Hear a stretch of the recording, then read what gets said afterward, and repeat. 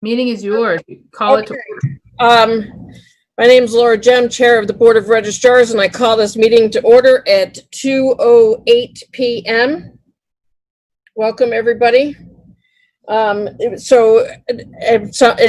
moment, I'm going to turn the meeting over to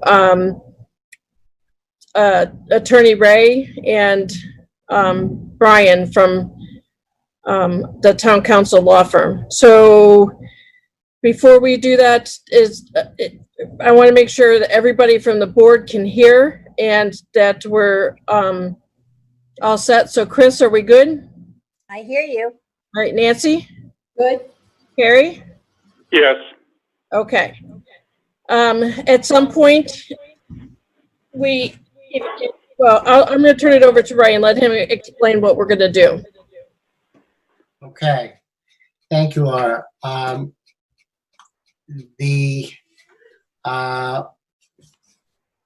Brian Bertram is on the call with me from my office, and he and I had a conversation with Laura to see about putting together a proposal for some procedures that could be used in the conduct of the hearing that you previously decided to hold with respect to the objections to the various signatures. In general terms, what we had in mind was to try to come up with a procedure that would minimize the amount of live hearing that would be required. Obviously, if you went to the other extreme and tried to look at each of the 912 challenged signatures individually, one by one, sequentially, even if you only took 5 minutes for each one, that would mean that you could get through 12 in an hour. And if you have 912, that makes for a very long hearing. So one goal here was to try to do as much as we can ahead of time through written testimony, so that we will have the actual physical hearing can be reduced to a manageable minimum. I think it's probably true that we will go nevertheless for several days, and Laura suggested that we just plan to do it every afternoon from the time we start Monday through Thursday until such time as we complete it, subject of course to individual people's schedule. So in order to make this work, what we suggested was that the objecting party, which is Vanessa and her attorney, should be asked to present their evidence and their legal arguments ahead of time, and we set the schedule to be for that submission to occur on June 15th, and we have been contacted by Dan Ensminger, who has advised us that he is the designated representative of petitioners whose signatures have been challenged, and so the idea would be to ask him to do exactly the same. That is, make his submission by June 15th, so that both sides of the controversy will be held to the same schedule. Now, we do recognize that there may be people out there who are not represented either by Dan or by Mr. Newman, who nevertheless have something they wish to contribute to this. And so we're not saying that a person who is not otherwise represented is precluded from presenting evidence, and we've tried to make some provisions for that as well. The idea will be that that the initial round of evidence and argument will be due on June 15th. Thereafter, we recognize that each side will have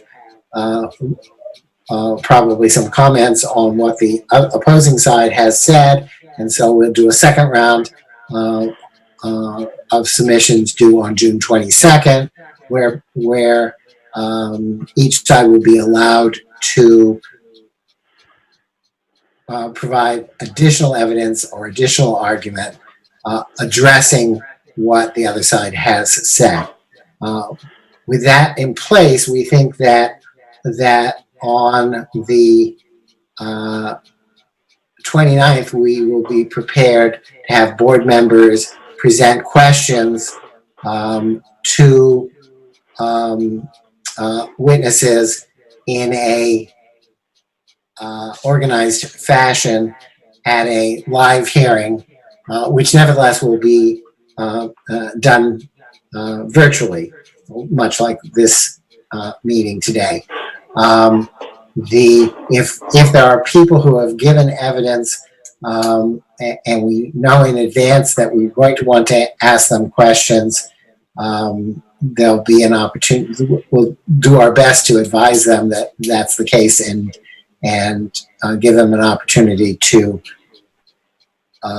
make themselves available to answer questions.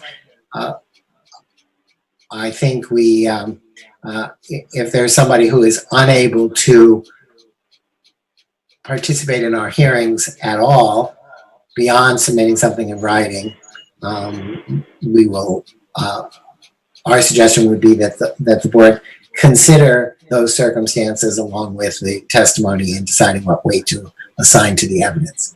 So that's the basic outline of the procedures that we have suggested here for your consideration. My understanding is that Nancy has provided some comments on the draft that we prepared, and at some point I assume that you'll want to go through those comments. Dan has also submitted some comments that we may want to have you go through as well. The goal here is to adopt a set of rules, either the ones that are proposed or some other rules or some variation, so that the hearing can proceed in as orderly a fashion as possible. Okay. So,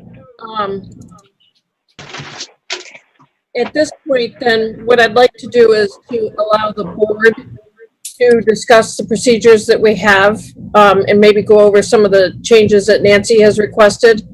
And then, unless Ray has an objection, at that point, we'll start going with non-board members. Is that okay? That's exactly the way you should do it.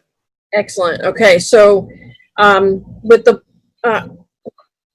should we just, Chris and Harry or Nancy, do you have any comments about what we submitted for the procedures? We'll let Nancy go first. Yes, I do. Shall I just go through the pages and identify? That's what I'll do. Okay. Okay. So on the very first page, where it's statement of purpose and authority, paragraph 1, 2, 3, 4 starts with select board member Alvarado has nonetheless requested that this board hold a hearing to consider her objection. This is part of a paragraph on the board voting to hold a hearing. And we didn't even consider when we were discussing whether to hold a hearing or not, we didn't even consider the fact that Ms. Alberto was requesting a hearing. So I just moved that be taken out, eliminated, because I think it's not germane to paragraph, nor is it, it's not germane to the document at all. So that was one of my comments. Let's do one at a time so we don't get confused, especially with Harry being on the phone. Yeah, Okay, so you're just kind of clarify this again so that everybody's clear. You're suggesting that we delete the term Select Board Member Alvarado has nevertheless requested that the board hold a hearing to consider her objection. You would like that removed? correct. Does any of the other board members have any comments? Well, I don't know. Seems like we should hear her objections. They've been in writing, but why not? But that's Well, not, I'm not, by removing that, it doesn't say we shouldn't hear her objections. It's just that this paragraph talks about why the board voted to hold a hearing. And that was not part of the discussion. That's all. So if we're sticking with the facts, that's one of the facts. Okay. I'm not saying we don't hold it, but we did not talk about that in our decision to hold a public hearing, which we did. any other comments from the board? I don't have any other comment on that. So, Ray or Brian, what would your feeling be on that?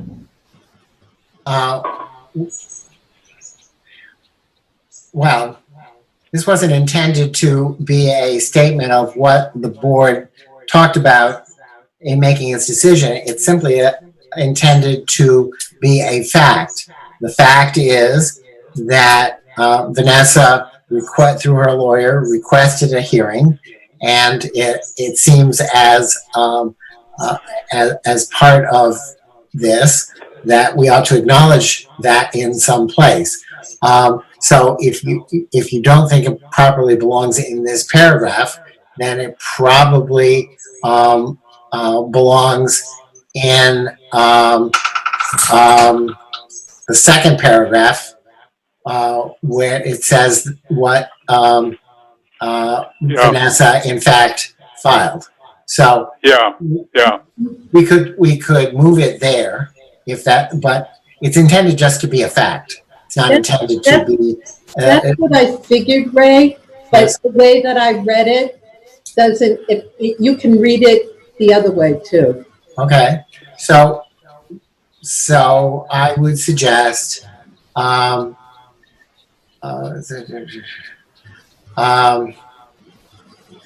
would suggest then to address Nancy's concern that we move that sentence. We'll probably have to take out the nevertheless part, but move that sentence up to the end of the second paragraph.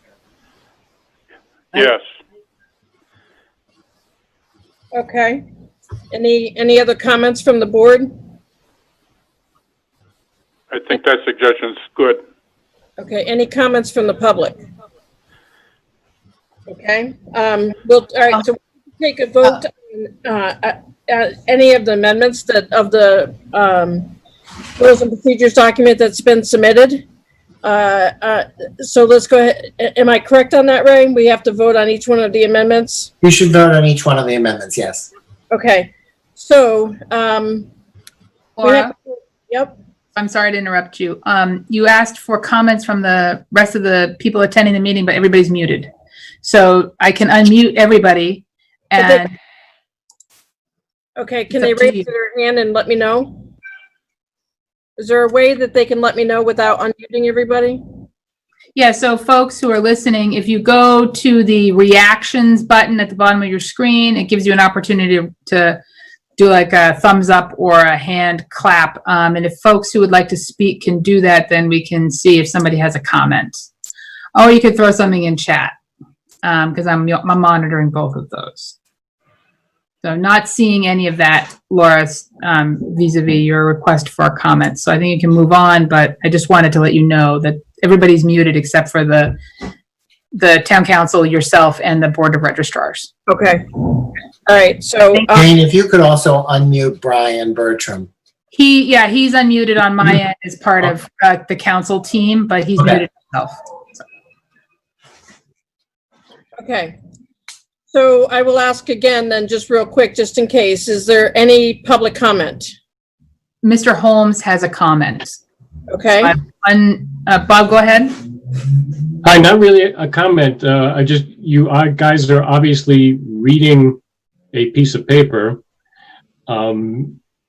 Where is that piece of paper or document on the town website so we can follow along? It's kind of hard to know what you're talking about. This is a document between the Board of Registrars and Town Council until we approve it. Okay, Yeah. hold on. Now that this document has been a subject of this meeting, it has become a public record. By initiating this discussion, it became a public record. So I don't know what the technology is here, but it obviously makes perfect sense to have the document available for people to follow along. All right. Jane, how do we do that? I'll share my screen. Let's see. Go ahead and see if you can share it, Laura. I am. All right, there we go. Perfect. All right. So now I just got to find the document. Give me a minute, folks. Yep.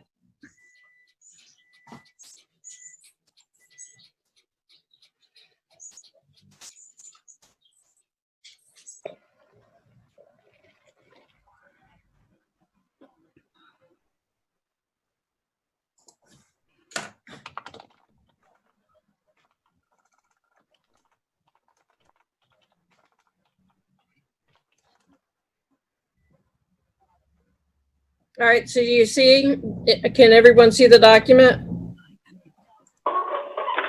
Yeah, I can see it.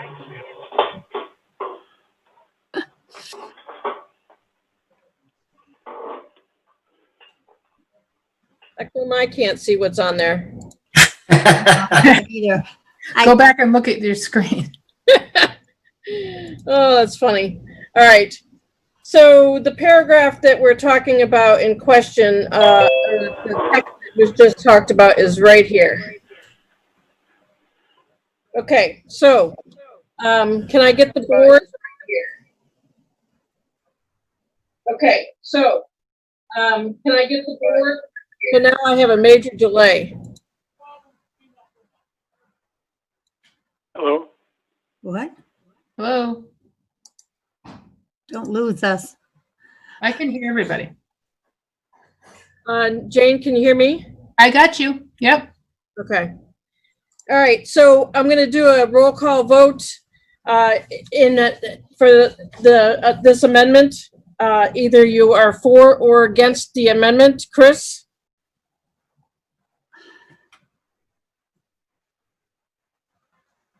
I'm not sure. I'm trying to understand it, and I don't have it really down pat here in front of me. I tried to find it on my phone. Chris, can you see the screen? Yeah, but it's so little I can't read it. And I don't dare touch the screen. Let me see if I can zoom it up a little bit. You know, it's just up, all I'm getting is this corner of the screen that's about 1.25 inches deep. That I'm getting the whole meeting that way, because all I get in the front of my screen is Zoom. Okay, take your mouse pointer. Yeah. Oh, here it is, down here. Wait a minute, no.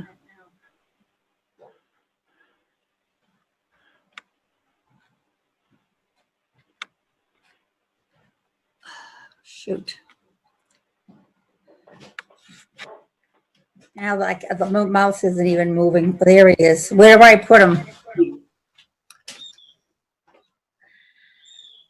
Are you, Dick brought me up. No, that won't work, Dick. It's too little. Even you couldn't see Jane, that. Yes.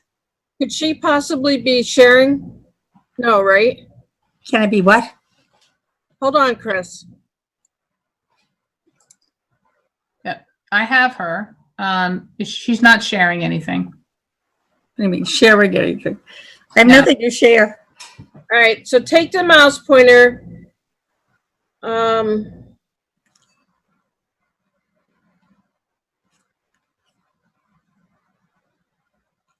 Somehow she's down to where she's only seeing. Yeah, she's minimized her screen. I haven't minimized it. This is what I've been seeing all along since we started at 2 something or 1:30.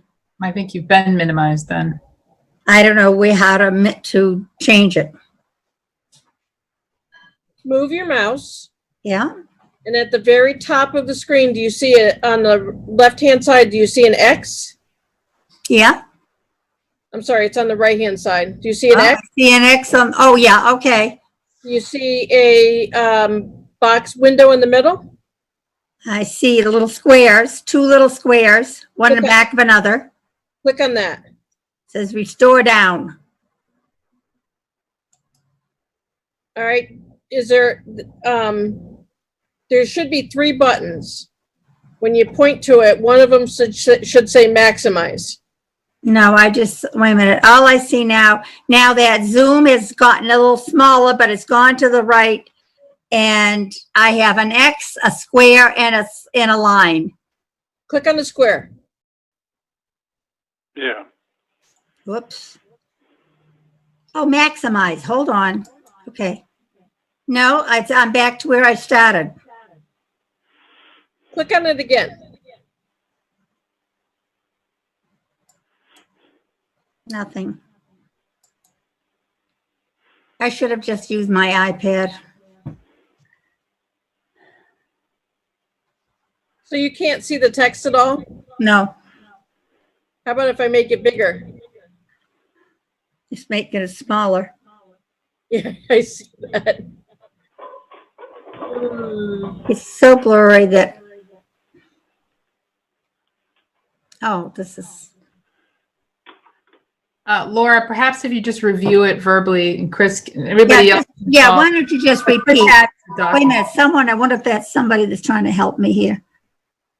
That's not it. All right. So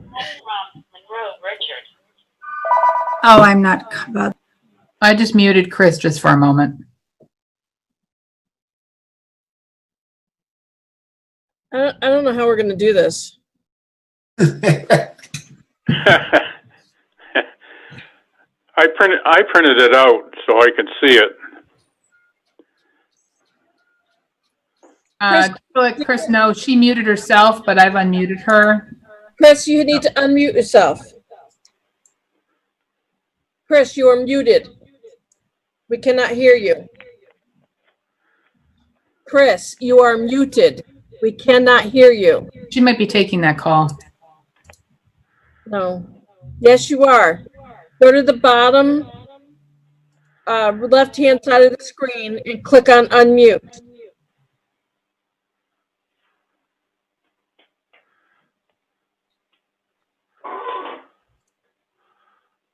Unmuting.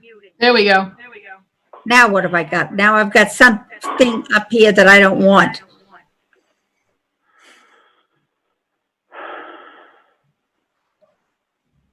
Okay, whoops, no, I don't know what this is. Can you hear me? Yep, we can hear All you. right, well, I've got some other thing up here, a bunch of lines and prints and stuff. I don't know what it is, but I cannot see the screen at all.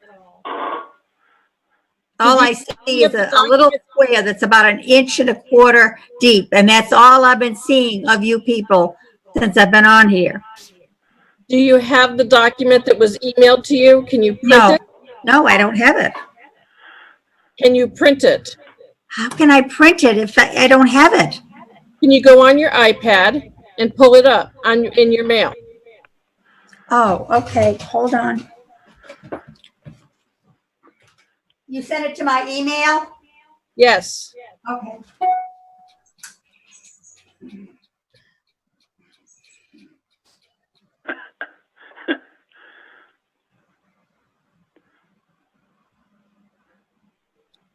All right, so, The rest of the board could vote. well, Okay. Nancy, what's your vote? Affirmative. Harry? This is the total paragraph number 4, moving that up to paragraph number behind number 2, right? No, it's not the total paragraph. It's moving the first line of the 4th paragraph up to the end of the 2nd paragraph. Select. Okay, request of this board hold a hearing to consider her objections, period, right? Correct. And then notwithstanding, that all goes away. No, No. that stays. So the change would be, Select Board Member Alvarado has nevertheless requested that this board hold a hearing to consider her objections. Right? That would be moved up to the end of the 2nd paragraph, and the word nevertheless would be removed. Oh, nevertheless. Okay, gotcha. Yeah. Notwithstanding or nevertheless? Nevertheless. I don't see nevertheless. In that sentence. Oh yeah, I gotcha. Yeah, okay. The board Alvarado requested. All right, yeah. Remove nevertheless and move that one sentence up, Yep. and that's all. The rest of it is gone.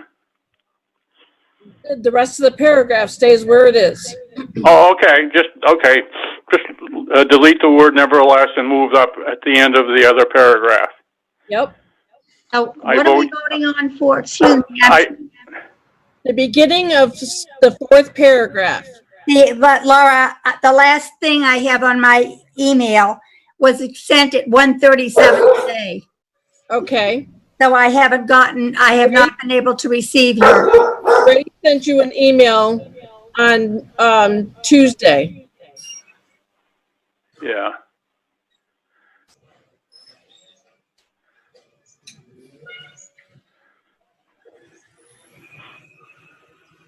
I have down Tuesday, a meeting. Nancy, I have you down. Okay, there it is. Okay, but that's just about the meeting, right? There's 3 attachments. This says Monday. Gee, that seems to be the only thing I have. Tuesday. I know I had it and I've been looking for it, Laura.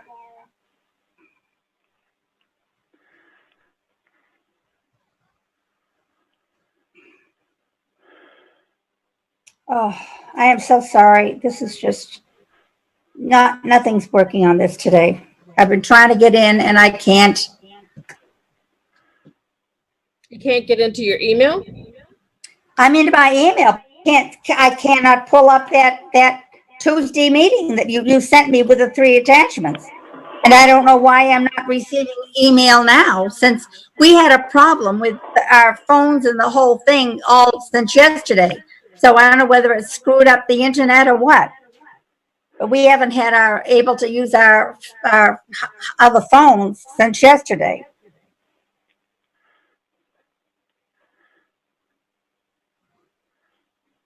How about texting it to me? Could you do that? No. It's No. an attachment. It's too large to text. Oh, okay.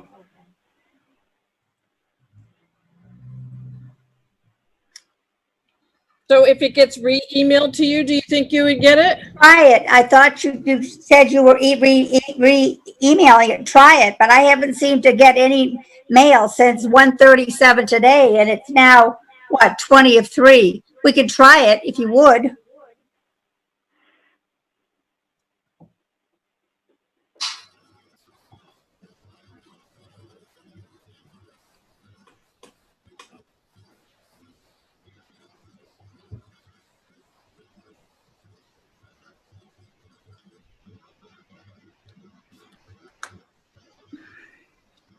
It's on my phone.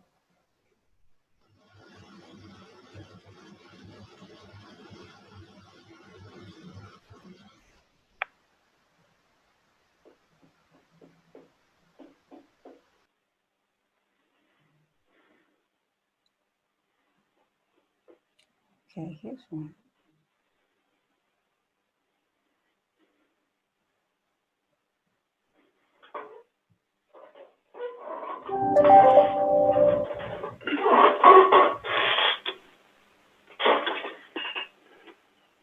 Ray, you sent that Tuesday, right? Yeah. It's an attachment, yeah.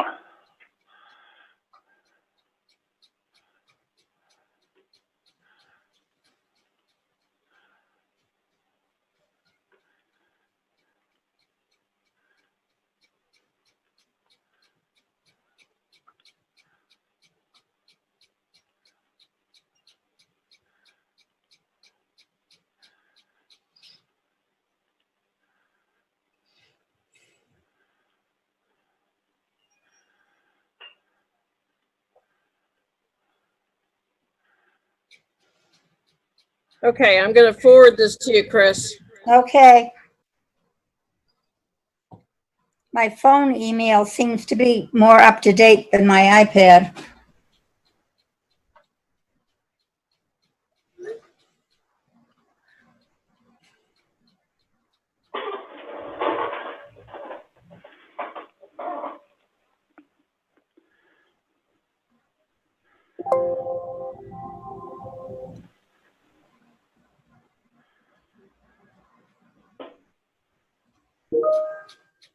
Get it? Not yet.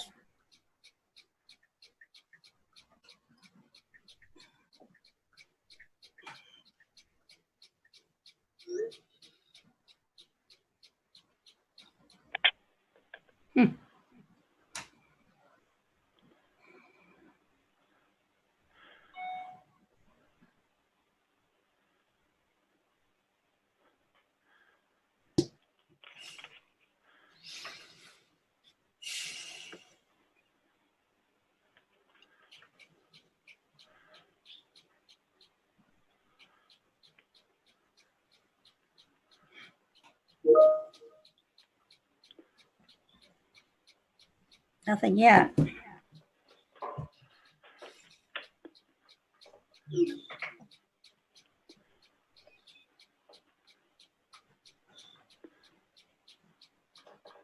The last thing from you I got was at 12:03 today about today's meeting, and that's it. So, Ray, what do we do going forward here? I'm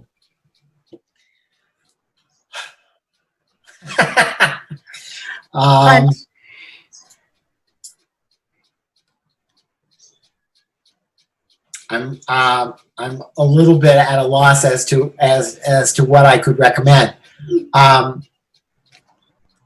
Chris, did you ever see the procedures? Yes, I did. Yes, I did have it at one time, and for some reason, I don't have it now. I read that whole thing just a couple of days ago, and it's whether I hit it by mistake. And now I'm looking, and I mean, no mail is not coming through to me right now. I even went and looked in my trash to see if it got in there. So, with the fact that she has seen it, can we vote to accept it as presented with no amendments? Yes, let's do that. I'm asking Ray if it's legal. Well, Okay, yeah. so Yeah. the vote is certainly legal. The person can cast a vote without having the document in front of them. It's not a legal question. But as a practical matter, I mean, look how much trouble we're having with moving one sentence up 2 paragraphs. And I can assure you that the rest of Nancy's suggestions are more complicated than that. So it's not a matter of legality. It's a matter that Chris isn't going to be able to follow the conversation unless she has some version of the document in front of her. Yeah, and nothing is coming up.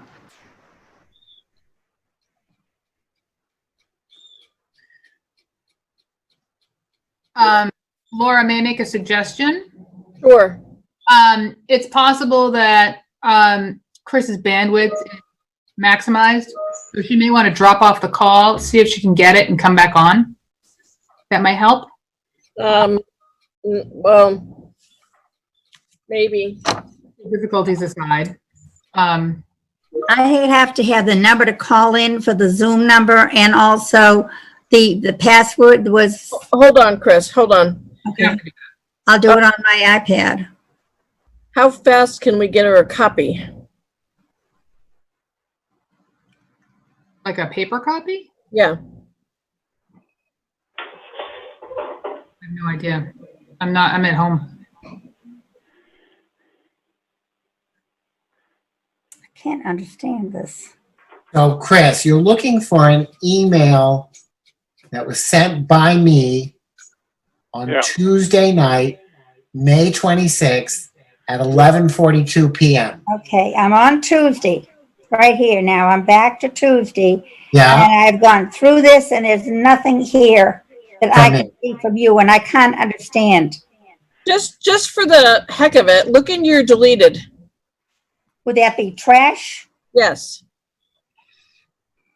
Go back to Tuesday.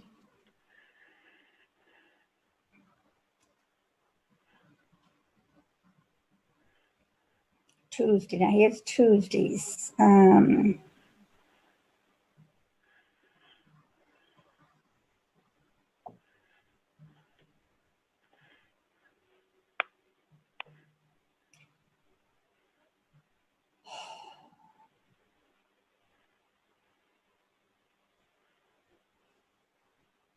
Laura, Yes. while Chris is working on that, in the chat, Dan Ensminger has commented to everybody in participating, folks who aren't following along in the chat.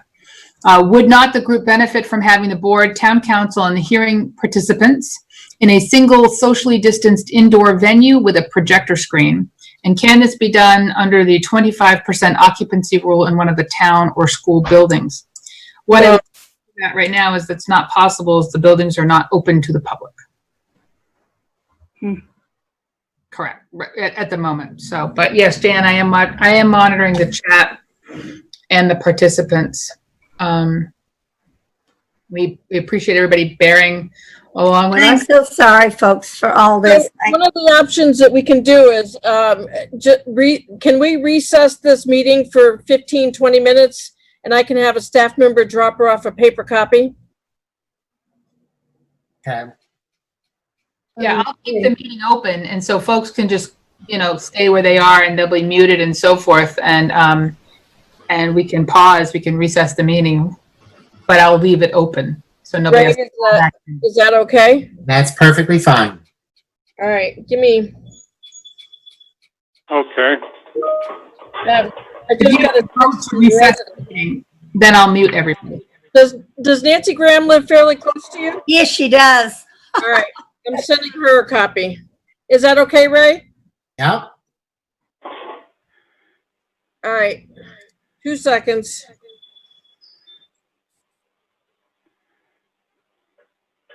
Is there another part of the agenda for today's meeting that we could review that doesn't require a document? I was saying, couldn't you just reread that one section that was it that long that we were changing? So, yes, well, Yeah. you have to be able to see the paragraphs. I gotta see the rest of it, you mean? Yes. Yeah. What's showing on my screen right now for screen share? I see a Beautiful mountain lake. Excellent. pretty Thank you. picture of gorgeous clouds and mountains.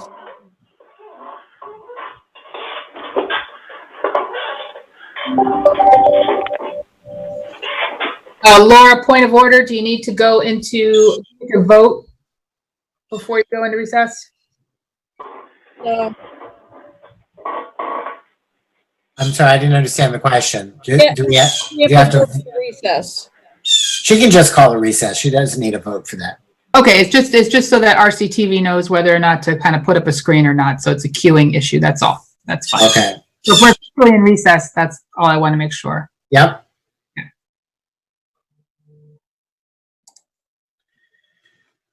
And I don't even know how to mute this thing.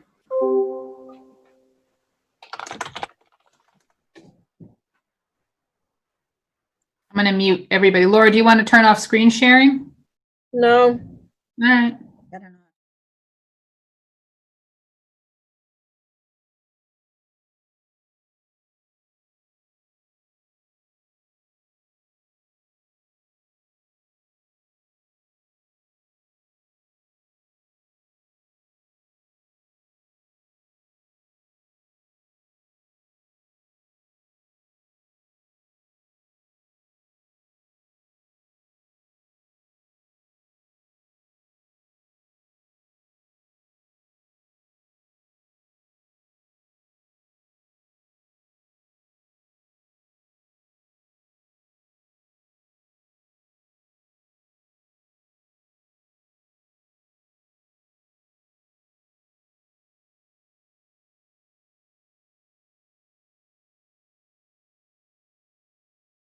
The statement of purpose and authority is what we have.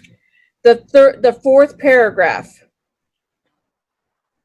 Okay, Select Board Member Alvarado has nevertheless requested that this board hold a hearing to consider her objections. Notwithstanding that there is no requirement to do so, and without acting, So hold on. What we're doing is voting to move the sentence, Select Board Member Alvarado has nevertheless requested that this board hold a hearing to consider her objections. Move that sentence to the bottom of the second paragraph. Laura, can you show that up on your screen? Oh, Are sorry. we, Still in the Vista, and I assume we're now out of recess as well, so I've let the group know. Right. There you go. Thank you. objection.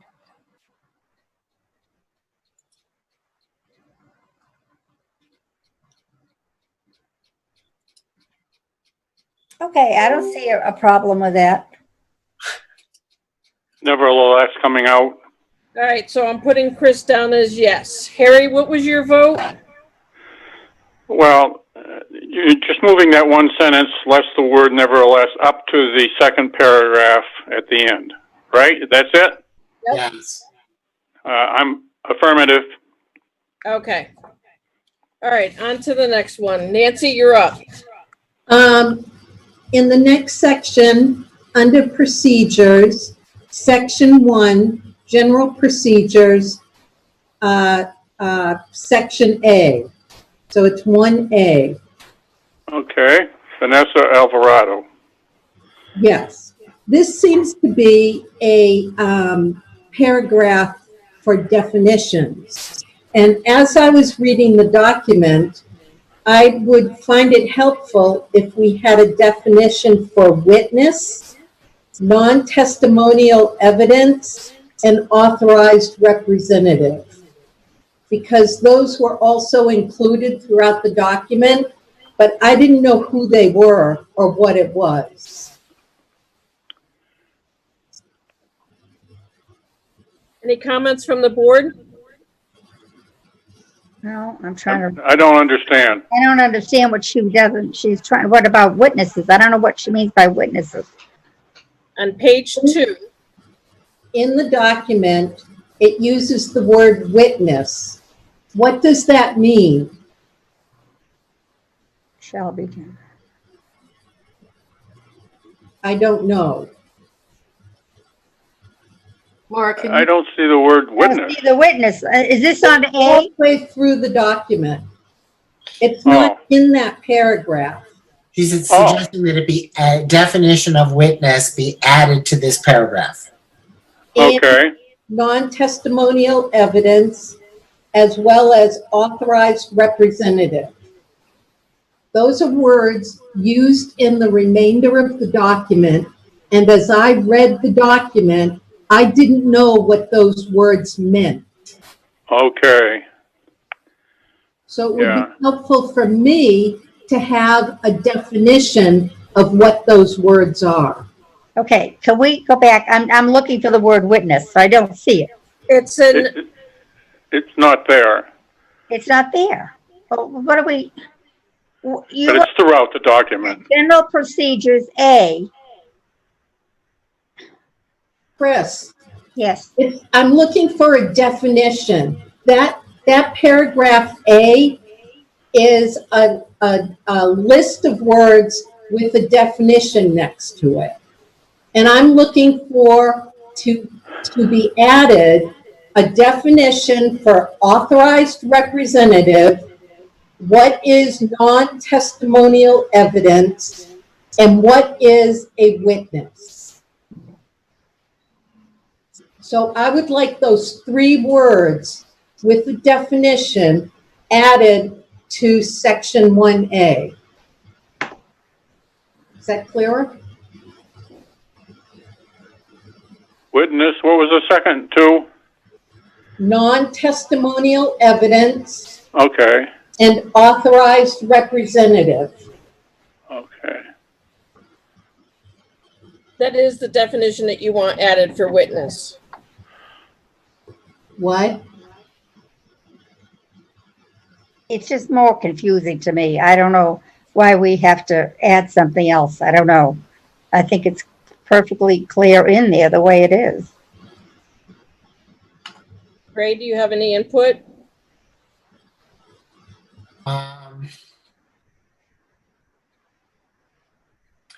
Well, Hmm. I mean, I think if we're going to define witness, we would define it as any person presenting evidence to the board. Yeah, that's good. Okay, that's the definition of witness. Non-testimonial evidence, the point of this, that the reason that term is in there is because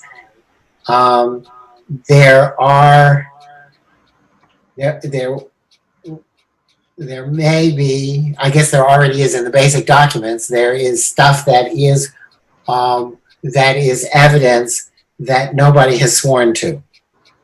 So the difference between testimonial evidence and non-testimonial evidence is one is sworn to and the other is not sworn to. And Okay, yeah, all right. we're allowing evidence that is not sworn to because we're not, this isn't a court of law. We don't have to follow the rules of evidence. So we're allowing unsworn evidence to come in to this proceeding. The point of distinguishing was merely to say that you have the right to assign lesser weight to something that is not sworn to than you would to something that is sworn to. So, Very good. okay, so we could define non-testimonial evidence as evidence that has not been sworn to. And Okay, authorized representative, we have received communication from Dan Ensminger indicating that he is the authorized representative of the 912 petitioners whose signatures have been challenged.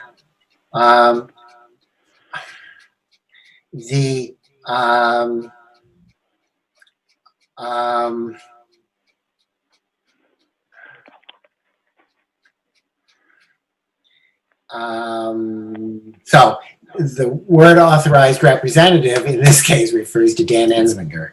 Let me just see how it, let me just search. moderator. Authorized, Yeah. signs made by the authorized, okay. Designated So moderator. that only, that term only appears in paragraph C.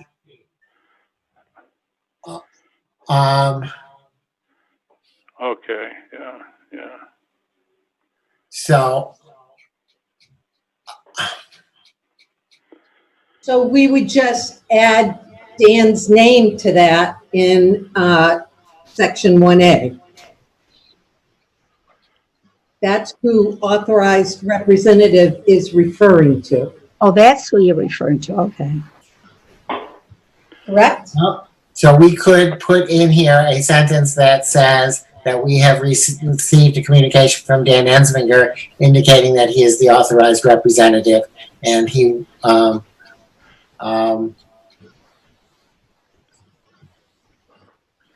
Or can we go down to that section?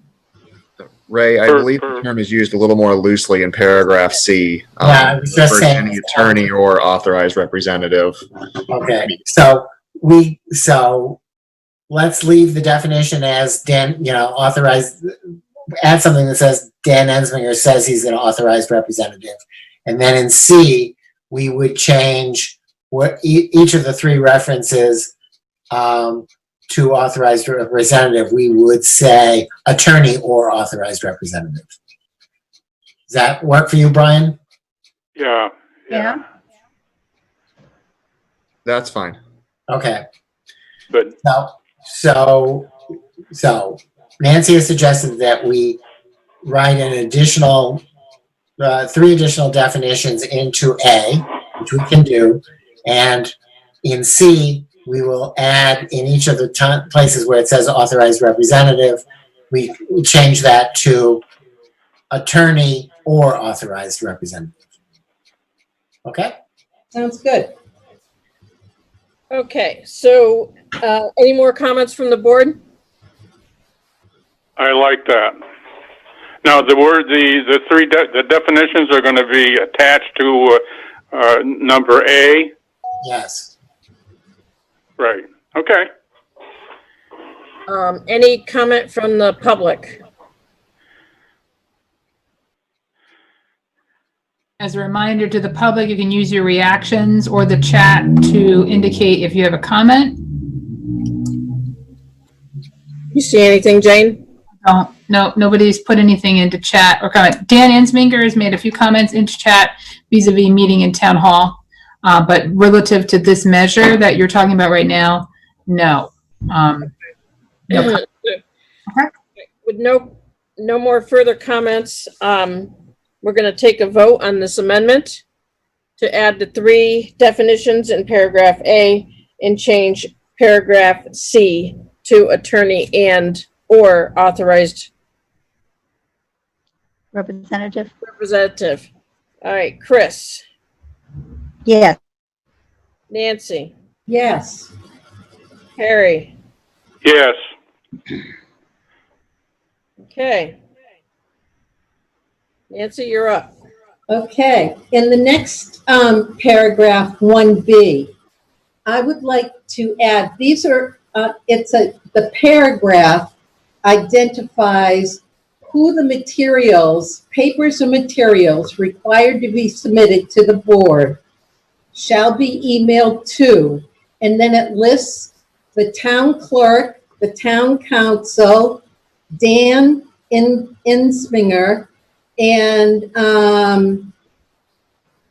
Dennis Newman. And I would also like that the board members be CC'd on these materials. Okay, so what you would like to add is, in addition to the email, be CC'd to all board registrar members at, and then it lists the email addresses of the 3 board of registrars. Correct. Okay, any comments from the board on that?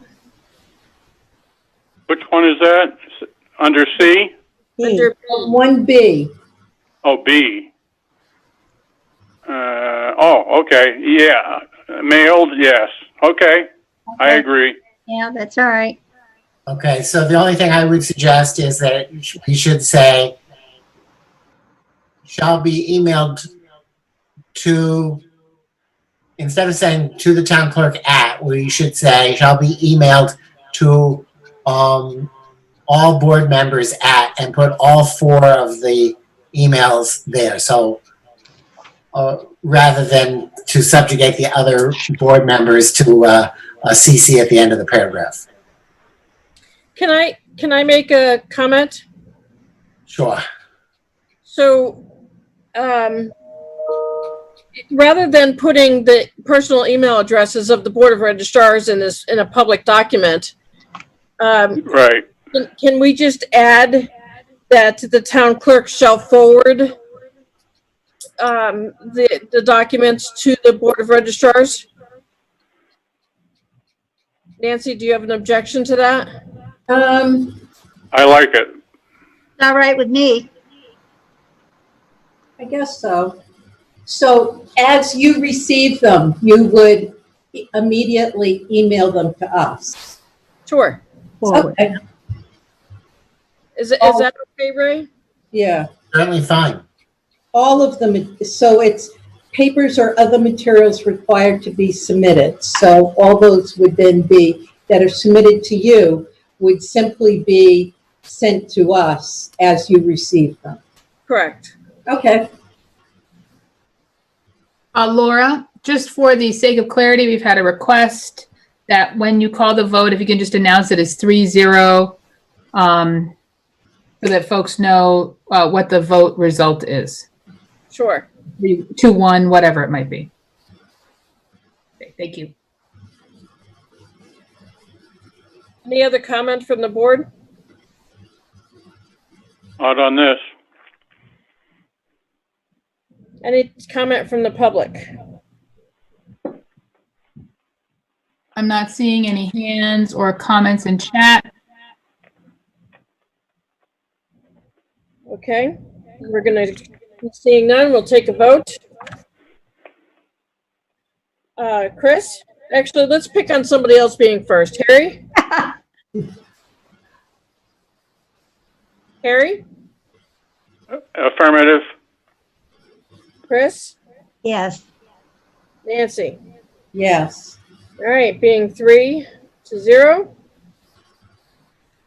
Just so the public is aware, I choose not to vote unless needed, as I am the town clerk and need to remain neutral at all items. Okay, so it's being listed as 3-0. Thank you for the clarification. That's great. I'm sorry? Thank you for the clarification. All right, Nancy, you're up. General procedures, section D. This paragraph is a list of all of the basic documents that are being requested to be received into evidence and entered into the record by the board as basic documents. And all hearing participants will be able to refer to these documents, and they're going to be labeled basic. There are 8 documents that are listed here. I would like to include a 9th document, which would be the objection to the affidavit filed on 3/11 by Dennis Newman.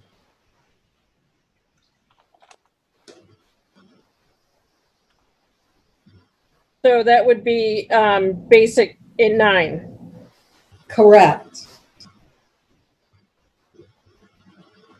Any comments from the board? Is that necessary? Yeah, I guess it is. Yeah. Objections by the lawyer? To the affidavit. Oh, affidavits. Oh, excuse me. There was an objection filed against the affidavit, and then there was an objection filed against the petition. Okay, yeah. What she's referring to is add that as part of the list of basic documents that need to be submitted. Just to be clear, so there is a document listed here. Basic number 4, objection to the recall petition dated March 11th. And that is the title of the document. It is, in fact, an objection to the affidavit. Okay. It was, I don't know, Ray, I saw 2 different documents. Yes, there are 2 different documents, one on the 11th and one on the 20th. And the objection to the recall petition was just that, the petition. So what And you're it referring didn't to, include the Nancy, affidavit information. so Ray, what she's referring to is that there was an objection submitted on the 11th that was actually objection to the affidavit, but it was listed as rejection to the recall. Then there was an objection to the recall submitted, and then there was a further. Laura, I'm sorry to interrupt you. We've had two requests, one from Dan regarding the affidavit objections. I think he would like to speak. And then Vanessa has also noted that Dennis is back. He had been kicked off the call. So we're reconnecting Dennis to the call. Dennis is now in the call. Dennis, can you hear us? I can, yes. Thank you. I didn't notice that you had been kicked off. I didn't, because you're calling in, it only identifies you as a phone number. So thank you, Vanessa. So I'm sorry to interrupt the conversation, Laura. I just wanted to take care of that parliamentary piece and let everyone know that Dennis is unmuted and Dan Ensminger is unmuted. And when it is time for public comment on the conversation you're having, you should cue them. Okay, thank you. Okay. Well, maybe the easiest thing here is to let Dennis speak to this, because to my knowledge, There was 3 objections filed, Ray. there's 3, you're saying.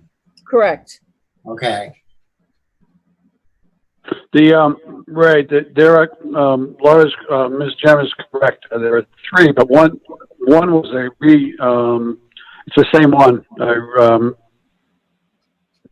I re-objected because it was all taken up. So There's actually there's 2 objections. the second one was submitted twice. Yes, that's correct. The first one was submitted twice, correct.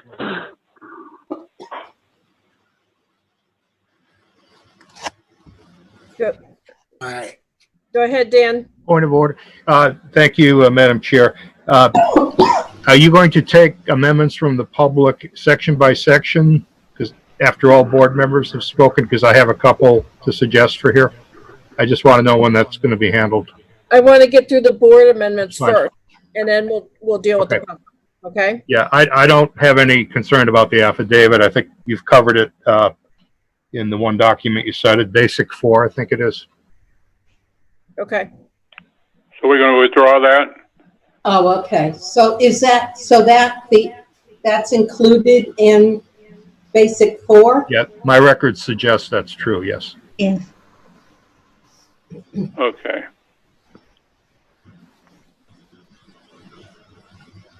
So are you okay with withdrawing that? Yes, I am.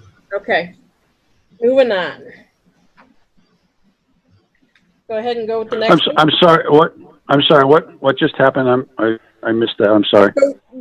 One of the amendments that board member Nancy had requested is that we add to the list of items that need to be submitted, the objection to the amendment, which is actually listed, I'm sorry, the objection to the petition that was submitted on March 11th, which is, it's actually Basic 4 on the list already.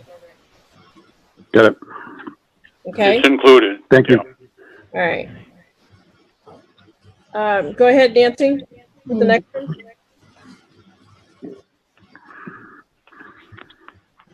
Nancy? This was just a question. It was in Section 2A, and it's the 1, 2, 3, 4th paragraph down.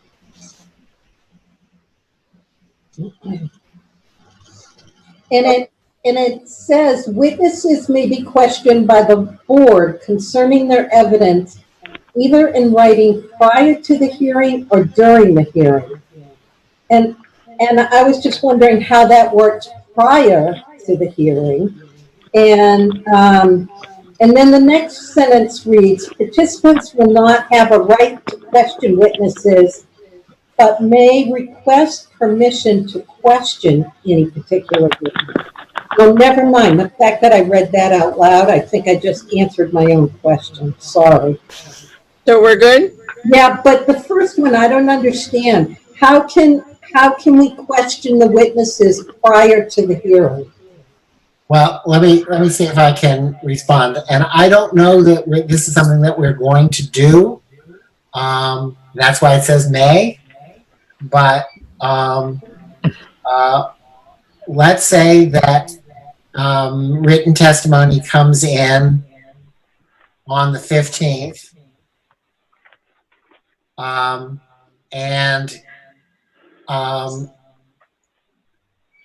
it obviously raises a question that the board is going to need answered. I think it is it may be helpful, especially if it's a complicated thing, for the board to pose the question ahead of the live hearing, so that we know that so that we know we're looking for a particular question to be answered.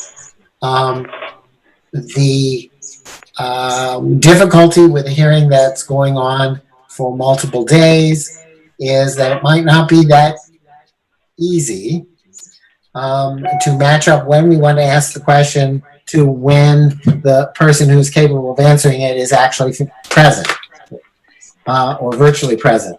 So I anticipated that after the 15th, the board would have the ability to meet and say, we'd like to ask these following questions, and send them out in writing ahead of the hearing so that we know that we're looking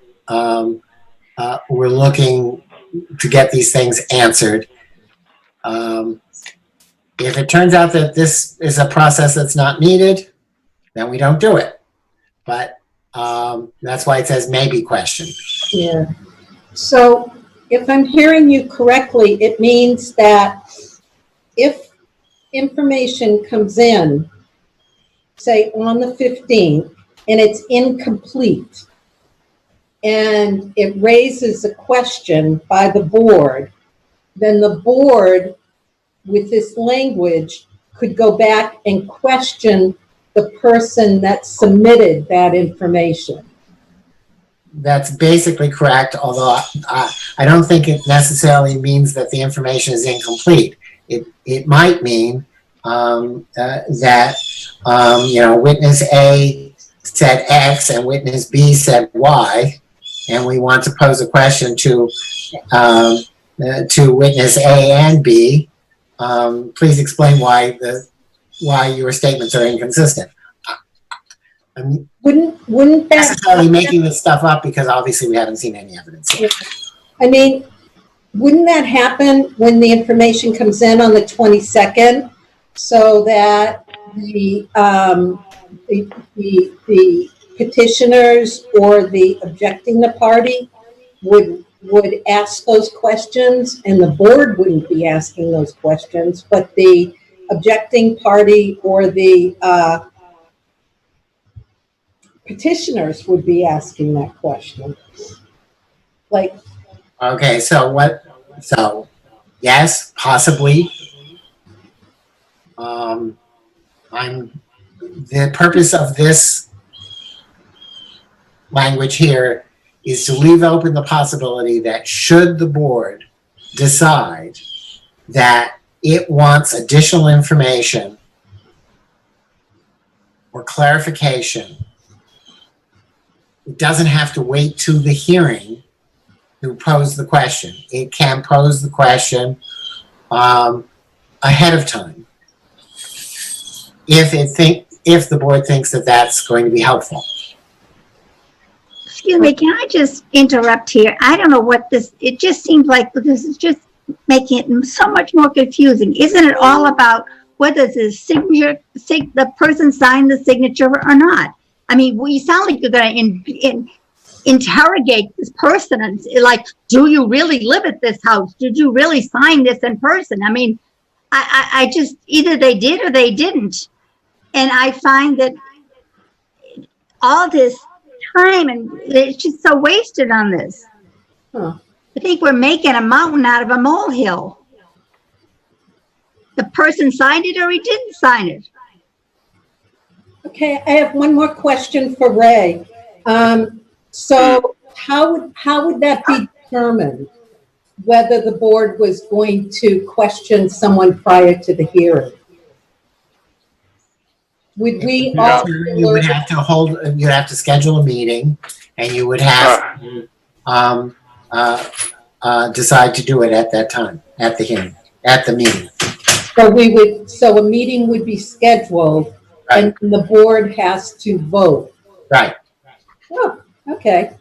I'm okay with that. I don't know that this is going to be necessary. Right. I'm just trying, Brian and I worked really hard to try to think of all the possible ways Yep. that we could make things go faster. Yep. And if there's an obvious issue with the evidence that we have received that's going to make the hearing go back, go more slowly, starting on the 29th, we think it's a good idea to get the clarification that we need or the additional information we need or whatever it is, start asking for it right away so that we don't spend, valuable live hearing time posing questions that somebody is going to have to say, well, I have to go back and, look all that up and prepare a response. If we know we're going to ask the question ahead of time, let's just ask it. Wow. You've answered my question. Okay. So I have no changes there.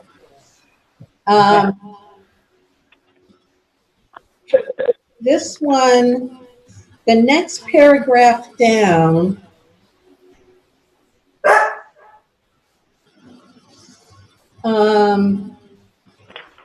Actually, I'm going to ignore this one, but I'm going to go down to D. Okay. Okay. Any registered voter. Yeah, whose signature challenged, blah, blah, blah, blah, the whole thing. And it basically kind of gives them free range on what they can write. And my question is, should we limit the length of the document that is submitted by people whose signature is challenged? In other words, do we as a board of register want to be reading 10-page documents from one person or 5-page documents from one person? Or do we want to read no more than a 1-page document from one person? So that's my question there. And it just seems to me that putting a limit on, what can be submitted, and I was suggesting like 300 words, which is like half a page, but I think 600 words is a full page, but so I'm throwing that out there to the other board members. We could potentially be reading a lot of pages coming in. And do we delay the meeting? encourage people to be succinct and quick and to the point? Any comments from the board? We'll be here until Christmas. Yeah, I mean, this is just a stall tactic. I'm sorry. This is all so unnecessary. I have a comment when it's my turn. No, Yeah. Jane, can you mute everybody but the board, please?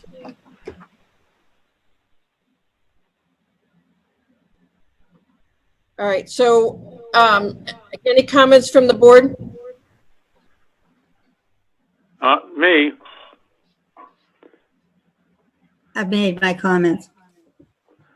Ray? Yes?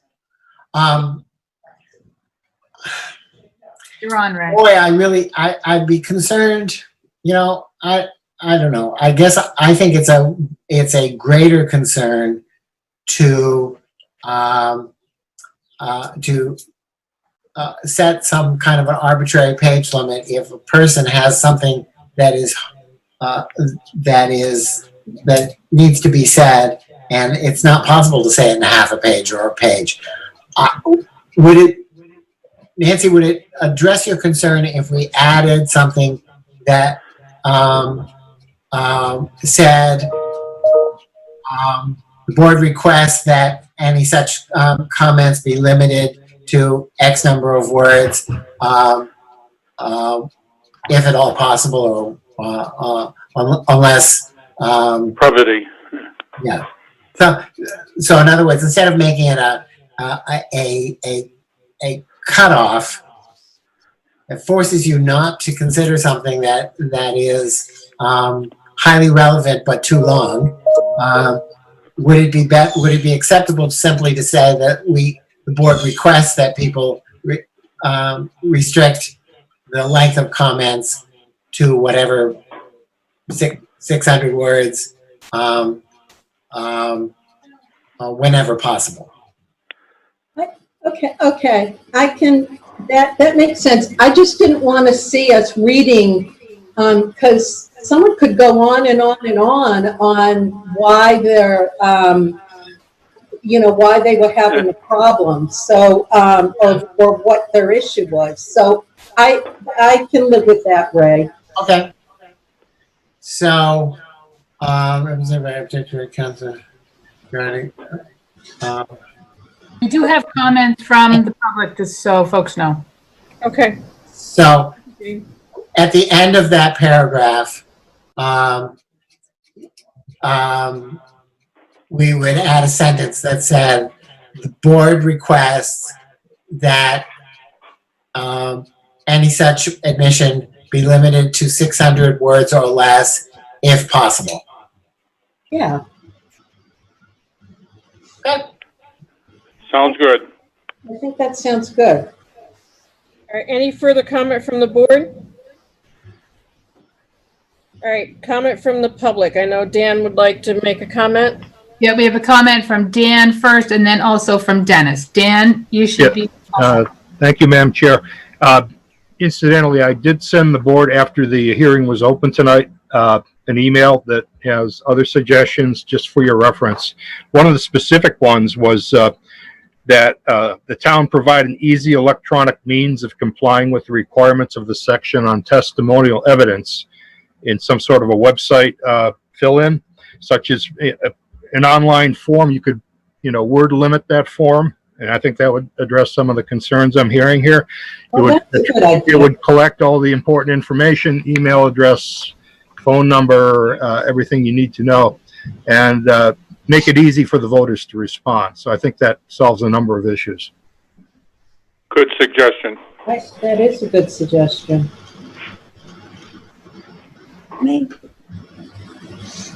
Ray, do you have a comment on that?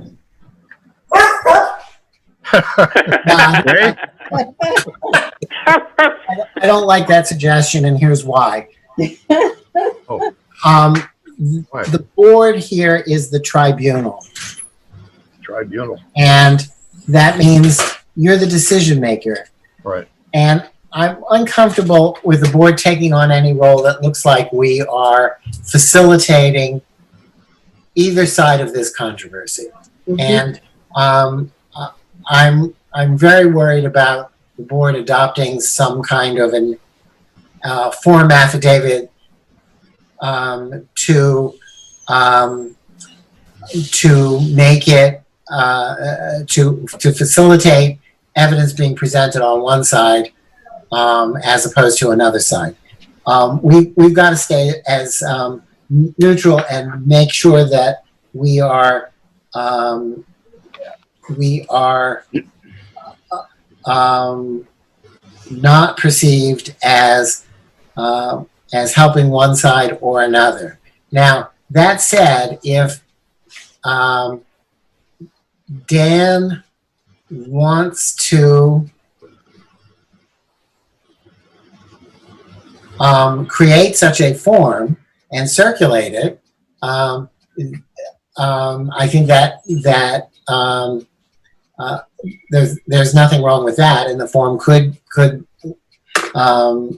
be set up to limit the number of words. But that's really got to be up to Dan and the petitioners group. I'm uncomfortable having the board be the agent of that kind of a mechanism. Did I respond?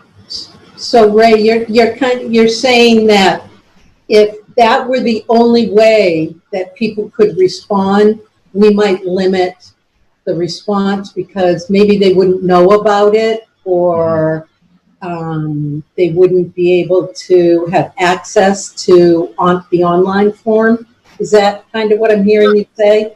May I, the chair here?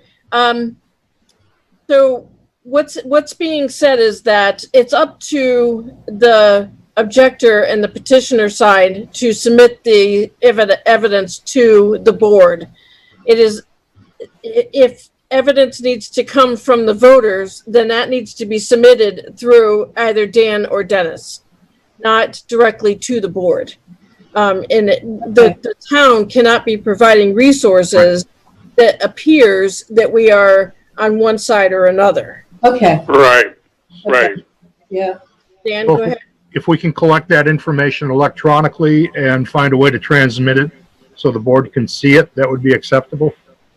Yes, I think these procedures suggest that everything needs to be submitted to the board electronically. Well, that was the idea, but I understand your argument, Ray. Okay.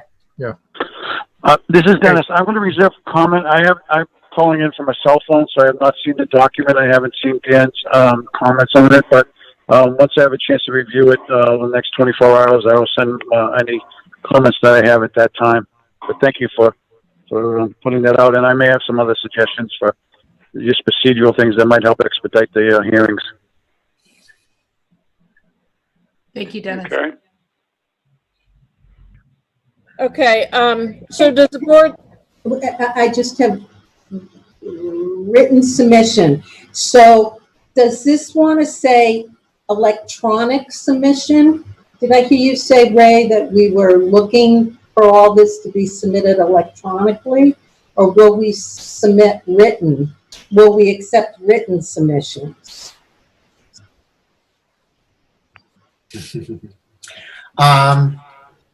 Well, back up there where it said, back up in 1B,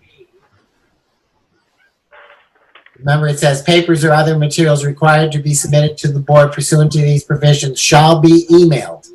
Okay, Yep. That covers this, I believe. okay. Look, if something comes into you by mail and it's not emailed, I don't think that you want to be in the business of saying, I'm sorry, Mr. or Ms. Citizen, you took the time to write us a letter, but you didn't email it to us, so we're refusing to consider it. That would be a perfectly sound basis for doing something if we were following the rules of evidence. But I think that you can afford to be more generous than that. So I don't want anybody to labor under the assumption that we're going to be so draconian that if you don't follow the rules precisely and you submit it in writing instead of by email, that we're going to ignore you. I think that's not helpful to sound decision making. Yeah. But yes, the goal here is to have everything, or as close to everything as possible, be submitted by email. Got it. okay, so Nancy, are you withdrawing that change? Yes, I am. Okay, All right, on to the next.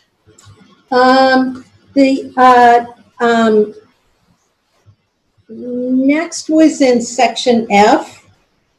And I guess what I want to do here is just, if the chair choose to modify deadlines or requirements, that, that the board members be notified in advance of that happening, if that's, just so that we're in the loop and we don't read about it on the rant or something like that. So, Let me clarify something. You're always in the loop. I know, I trust you.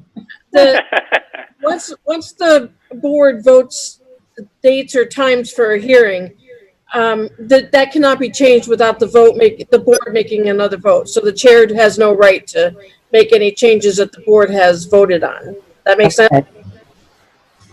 Yep. If I'm wrong, Ray. Well, I think this actually gives you a little more authority than that. What we're concerned about here is we're operating on the assumption that that the emergency situation that we have today is about what we'll be having when these deadlines come up. But we don't know that. And if we've learned anything in the last few months, is that nothing seems to be as sure as we used to think that it was. And so the purpose of this provision here is to allow the chair to change the deadline, or to say, we're not, we're going to change some aspect of the procedures that we've adopted here, and to address some concern that we have not anticipated. So, I think what's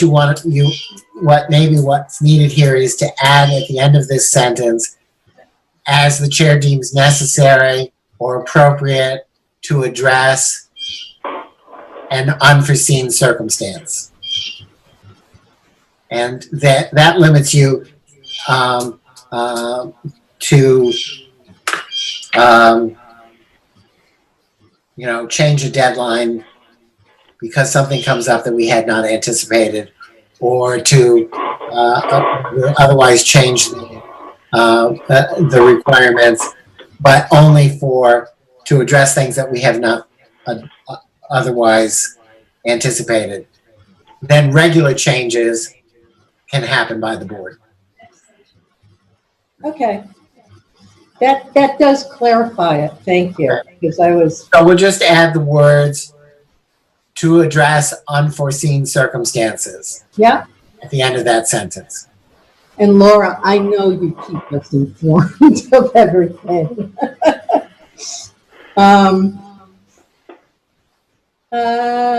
Actually, well, I'm going to ignore this one. Wait a minute, they didn't vote on that one. Oh. Nancy. All right, so everybody, any comment from the board on that amendment? So on F, which is on the bottom of page 5, you're going to add it at the end to address unforeseen circumstances. Okay.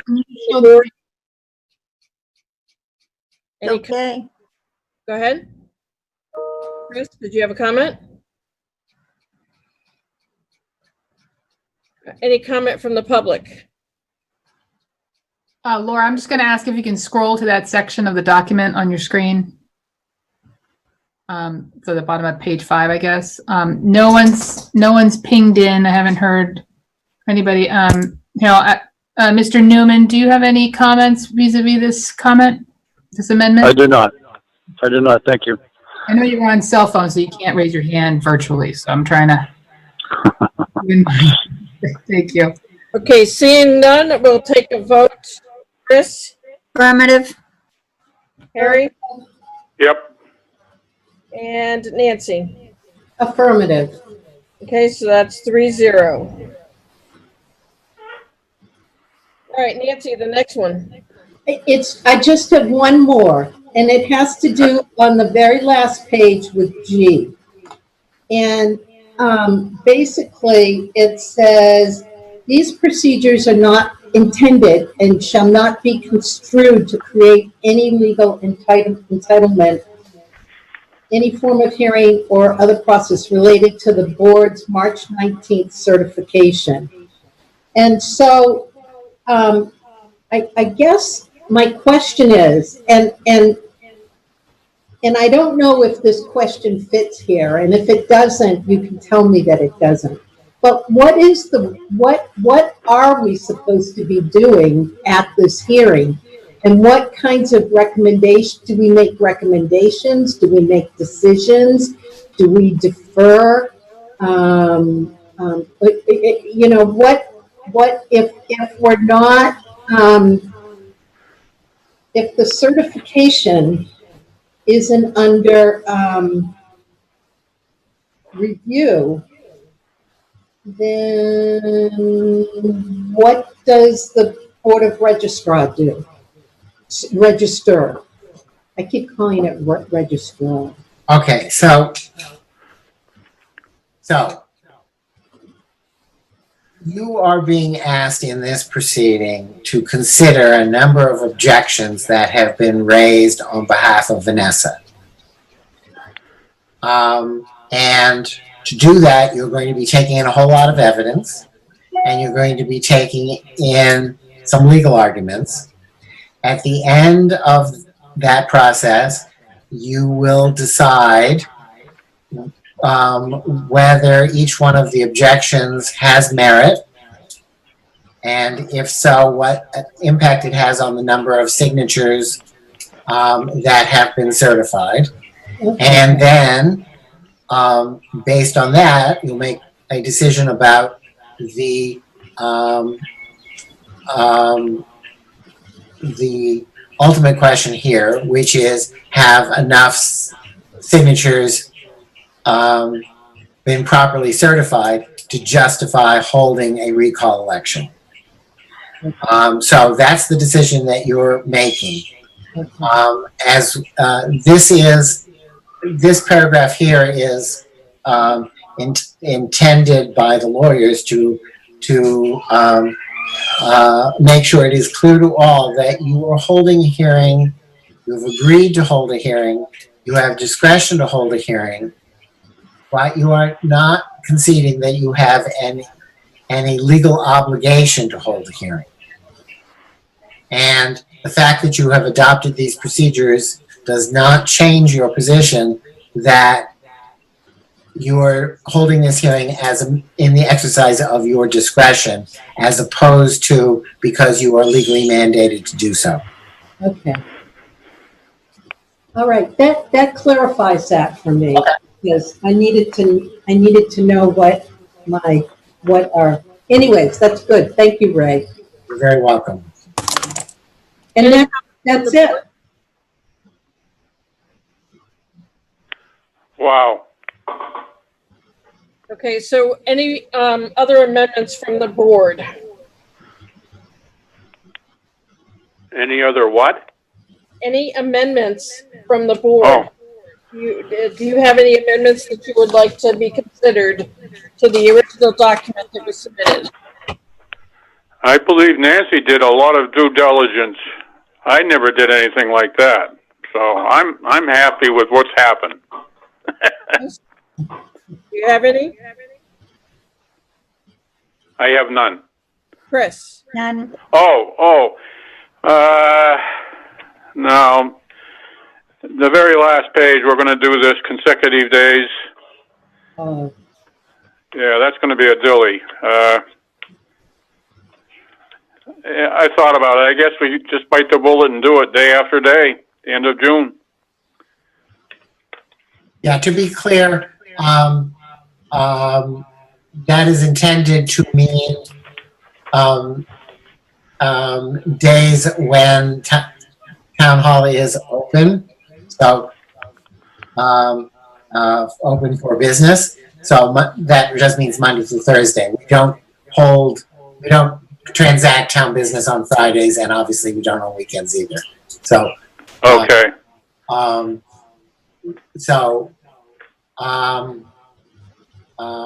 And furthermore, that Friday is the 3rd of July and is observed as a holiday, so we wouldn't be doing it that day anyhow. Okay. Right. Good. And this is also subject to availability of the board. So if we get going and we see that, that we can't get a quorum and there's something, you know, we can delay a day. That's right. This actually says subject to the availability of all members of the board. I don't want to get into a situation where we're holding a hearing and we got 3 members one day and a different 3 members another day. Right. No, we don't really want to do that. So we're really only going to hold hearings on days when all 4 of you can be available. Okay. So far, so good. Okay. No jail requests. So. Okay. So No warrants. all right, we're set with the comments from the board. Do we have comments from the public? Can you unmute Dan? 08-3. My turn? Okay, thank you, Madam Chair. In the email that I forwarded to the board earlier in the meeting, can I go back to section 1D? I have a couple of suggested basic documents that I think would be beneficial to add to that list. Does everyone have reference to a phone that has their email on it? Because you can read along with this if you have it. Dan, that's fine. Just I can I got the summarize. document. we need I have the document in front of me. Yeah. Yep. I do too. And in section 1D, I request the following basic documents be added to the list. We didn't add any yet, right? Did you have that email? It's an email I sent about an hour ago. No, Dan, can you please go ahead and go forward without I will, looking? yeah. You have it, Laura. I know you have it. Basic -9, that would be an Excel spreadsheet of the exact Reading voter database used by the registrars to certify the petitions in March 2020. That information is essential for evaluating the signature challenges, specifically in appendices B and C, which I have done. It has it's important to have that same database in possession of the entire board so they can do their own due diligence. Okay. Second item would be. And let's. Wait a minute. You want added Hold on. database of the current, of the certain date? Laura has something. As the chair, we do not speak until I recognize. Dan, we're going Okay. at a time. Okay. Excuse me. All right. Okay. So you would like to add the Excel voter data base that was used to certify the signatures. Is that correct? Yep. Okay. From the board. Barry, go ahead. Okay. Barry? You're coming in and out. Barry, do you have comment?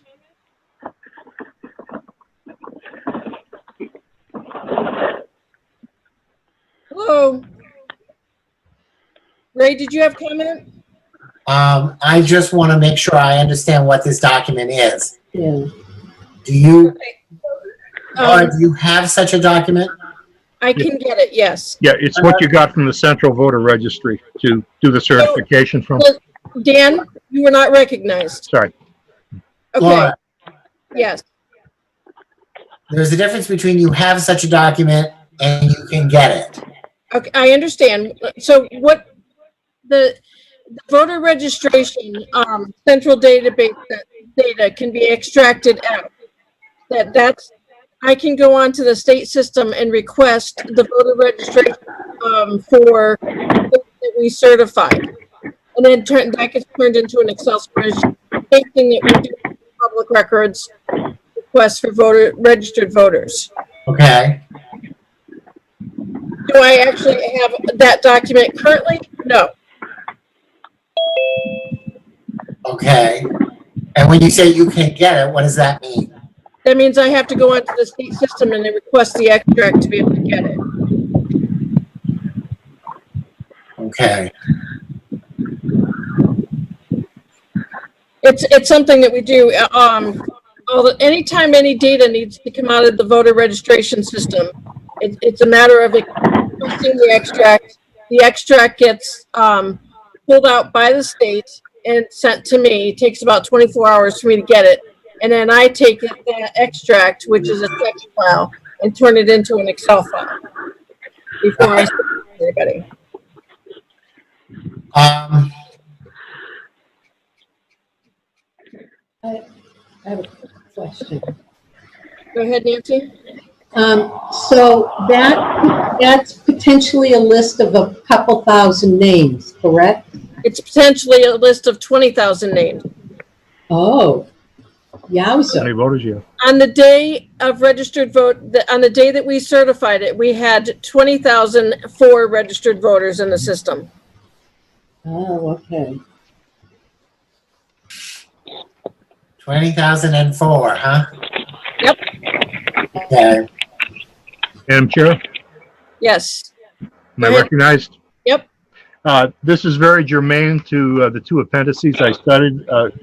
Appendix B is signatures of non-registered voters. So one can take all those names in Appendix B, look at this list alphabetically, and pretty quickly determine whether or not they're registered voters. Appendix C are signatures that have incorrect addresses. Similarly, it's very simple to look at the name and the address and see if they sync up. So I think this will make very quick work for the board on a couple of these issues. That is true to a point. So when an extract is pulled of registered voters, it's the current information. So for example, if a registered voter moved that was certified, it'll show their current address, not the address that they were at the time of certification. Okay. The only way we will be able to get to that is to actually go into the system on the day of the hearing and look to see what the history of that voter is. That information will be submitted by the board, what the history is. Yes, go ahead. But that file will have the date of the person was registered in town, so you can at least make the determination that they were or were not registered on the date you certified the petition, correct? Correct. Okay, so that part we can get. Yes. Yep. Okay, I'll put that out there for the board's consideration. Laura, I have one more question for Dan. Sure. That is, you indicated a minute ago that you've already done this exercise. So does that mean you already have such a document? I have a document from a different source that's dated around March 6th, the voter extract for the town. Ray, just for this document is actually requested as a public records request on a regular basis. Right. Okay. So it gets sent. It can be sent to anybody at Right. any. I've done so. Right. So, okay. Hang on, Nancy. Hold on. Yeah. So does that mean that in response to a public records request, you've already produced a document that is closer in date to the original certification than what you have now? I'd have to go in and look at my records request to see if any was pulled at that specific date or close to that date. But more than likely, yes. Ooh. Oh. I have the ability to, I believe I have the ability to pull a voter registration extract on a specific date. I believe. Week? Okay. Okay. All right, well,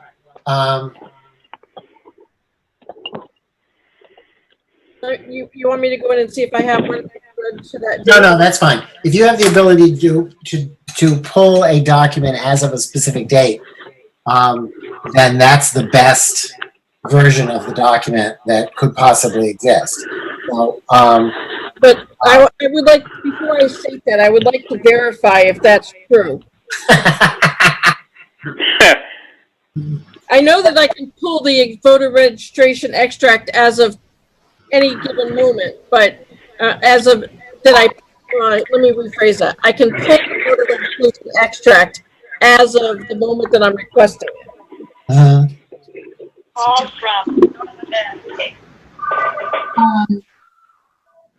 Laura, we have, I don't know if Dan made his amendments, but I know we also have a comment from Vanessa Alvarado. Relating to this subject? It's actually related to a previous subject. I was waiting to be recognized. Okay. Thank you. Thank you. So, I guess the question is the board okay with adding that extract to the list of items that would be submitted? What list? Yeah. So on the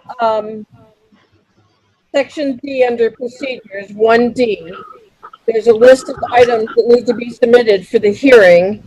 Dan Ensberger wants to add basic 9, Excel voter data used to certify a signature. I'm going to have to verify as to whether or not I can pull an extract as of that specific date. Can I modify that to on or after that date? If that's what you can get, that's what you can get. So. Are we okay with that, Ray? I don't have an objection. Laura, just so I'm clear, you pulled such a spreadsheet on the day that you did the certification, right? No. No. Okay. No, because we don't use the spreadsheet to certify the signatures. The process to certify the signatures is we actually go into the state system and we look up the voter. We make sure that that voter exists in town and that that voter is actually registered to vote. If there's a question, we'll look at the signatures, and if that registered voter is there, we mark them as being a part of this petition, and then we go on to the next. We do it on the state system directly. We do not extract the data.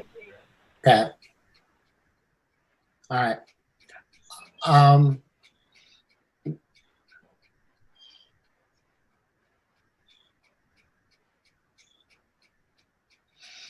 Laura, the only other thing I would just, I would like to know is whether Dennis has an objection to the inclusion of this document as a basic document. Ray, Dennis is unmuted at this time, so go right ahead, Dennis. I have no objection. Okay. Then in that case, Laura, I think since both Dan and Dennis Dan has proposed it and Dennis doesn't object, I think we should include it. Okay, so, comments from the board? Nancy? How will we get this list? Does it come in a spreadsheet? Is it a PDF document? Is It's an Excel spreadsheet. Oh, perfect. Okay. Any other comment from the board? This is Harry. I'm okay with it. I'm okay with it also. Okay, so we'll take a vote, an official vote. Nancy? Yes. Chris? Yes. Harry? Affirmative. All right, that's a 3-0. All right, Dan, do you mind if we go ahead and recognize Vanessa and let her ask her question? Yep. Go ahead. Vanessa? Thanks, Laura. I have a concern regarding the suggested time of the hearings being from 2 to 5 on subsequent days. I recognize that many members who will need to be present are retired. However, I am not, and neither is my attorney. So I would ask if we could have some flexibility as to the time that any subsequent hearings take place. Thank you. Comment from the board? I'm generally available for later time. or dates, actually. Yeah, I'm okay with that. Perhaps maybe we can do 2 in the afternoon and 2 at night or something like that. So we aren't doing all of them at night, Monday through Thursday, but maybe alternating. I'm okay with that. Chris, any comments? I can make any time. It doesn't, I understand that there are people that work, and if they have to, take time, they couldn't take time off, so it'd be better for them to come after work. Ray, do you have any preference? No, this is completely up to the board to decide.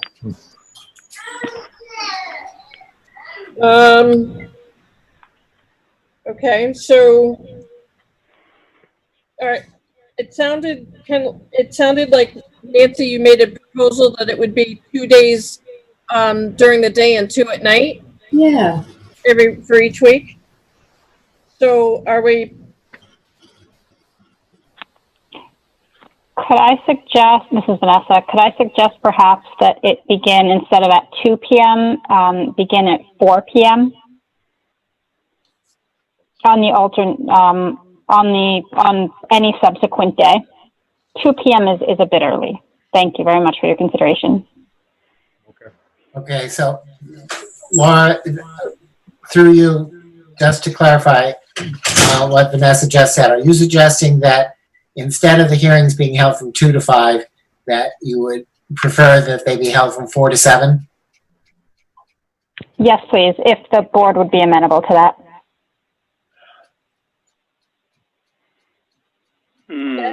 that's actually not a bad idea, just simply because it allows because we'll be going into the evening hours.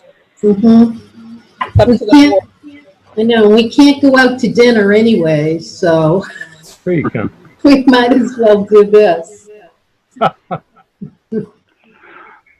Well, if I'm unmuted, we're a lot of pizzas in. I may eat cookies. Does the board have an objection to 4 to 7? No. Ray, No. Ray, do you have a comment?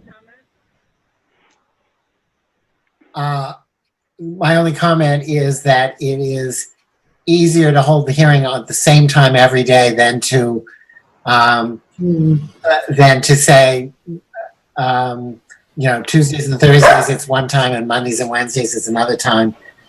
If everybody can do 4 to 7 and that seems to address everyone's concerns, then a consistent time will be less confusing.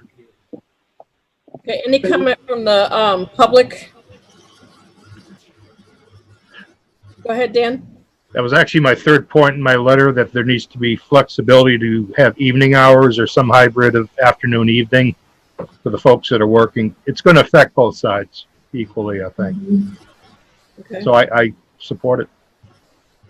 All right, 4 to 7. All right, let's take a vote. Harry, I can go with 4 to 7. Nancy, Yes. and Chris. Yes. All right, 3 to 0. Thank you very much. You're welcome, You're Vanessa. welcome. Back to Dan. Yes. Back in section 1D, if I recognized again, I suggested that 2 other parts of Massachusetts law, they're simple reads. I've read them myself. That's MGL Chapter 53, Section 7, which actually I believe Attorney Newman cited numerous parts of his complaint, and 950 CMR 55. Sounds complicated, but what it really does is lay out basic rules for certification. I don't know if the board has had a chance to look at these, but it talks about how the intent of the voter is to be respected.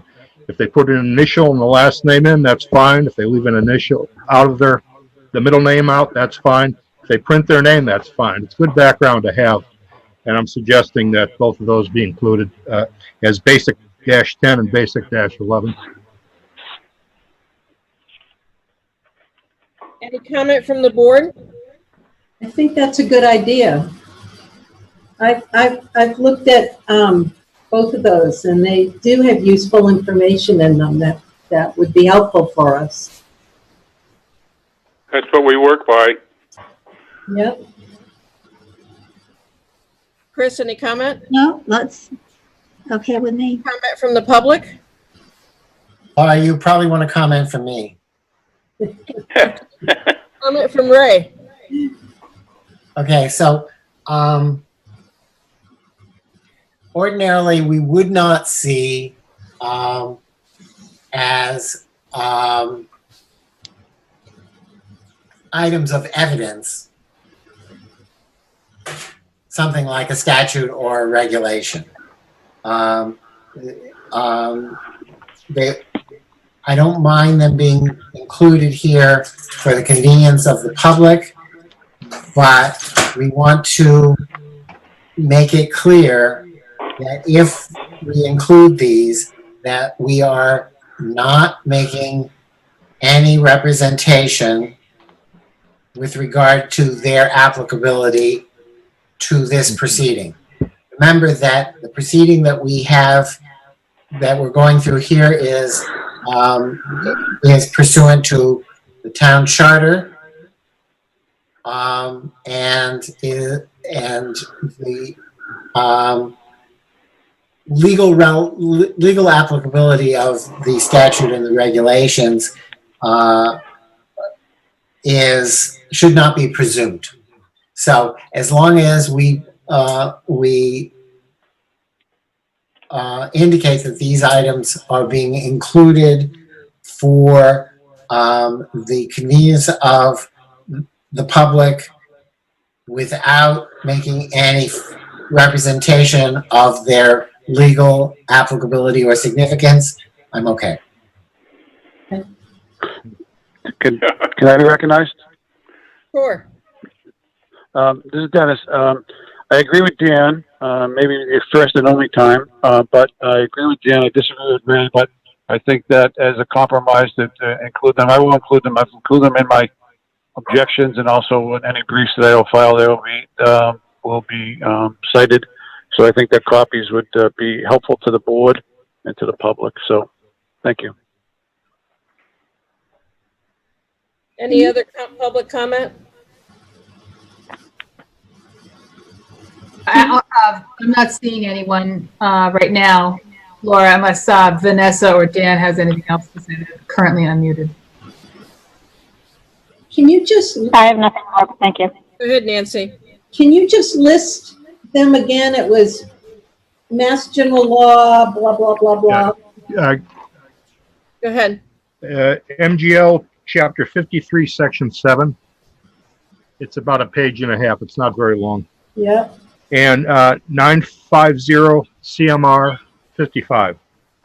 That has a little more of the nuts and bolts of the rules for certification by the clerks. It explains all the markings in red, etc. Thank you. Sure. So, any further comment? All right, so, Ray, I just have a quick question, just to clarify what you just explained.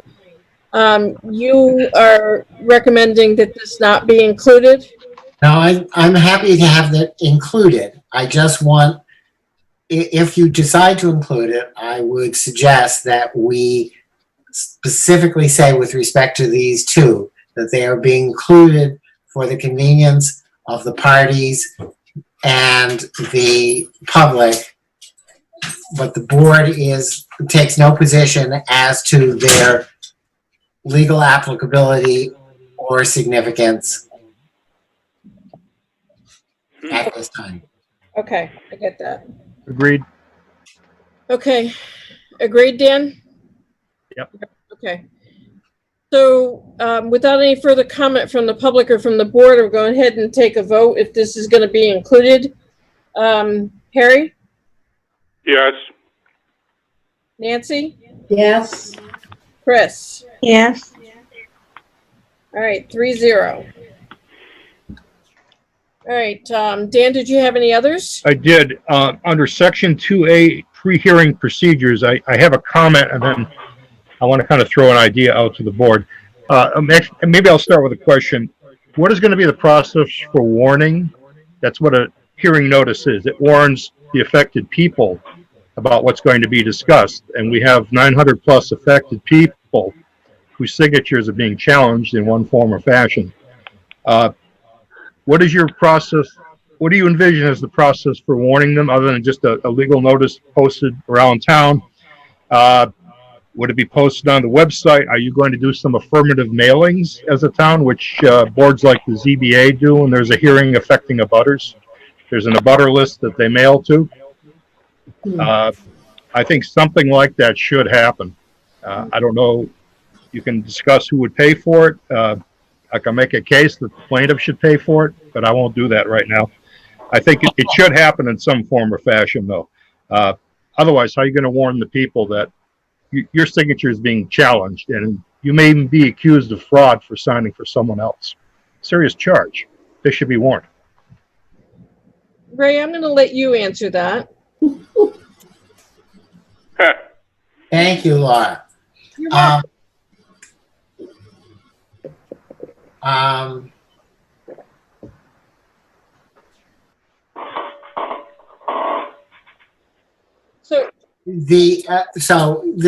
There's a range of options available to you. I believe that your legal obligation is satisfied by giving notice to Dennis and to Dan, and by providing them a copy of the procedures as we've adopted them, as we are adopting them today. In the materials that I submitted to you the other day, there is in addition to this, a draft of the notice letter that would be given to Dennis, and the one to be given to Dan. Everything else you do is not legally required, but that doesn't mean that you shouldn't do it. It just means that you need to think about how much of this stuff you want to do. It certainly seems to me to be appropriate to put the final documents that we end up adopting today on the town website, and maybe it makes sense to create a specific web page that pertains to this proceeding. I don't want to make any recommendations further than that, because there are probably procedures and protocols for what does and what does not get posted on the town website. I don't want to do anything to interfere with that. As far as notifying the 912 people, I don't think that it is essential to provide, to mail them some kind of a notification in the way that the planning board would do. I mean, the CPDC would do in connection with a zoning hearing. If there is a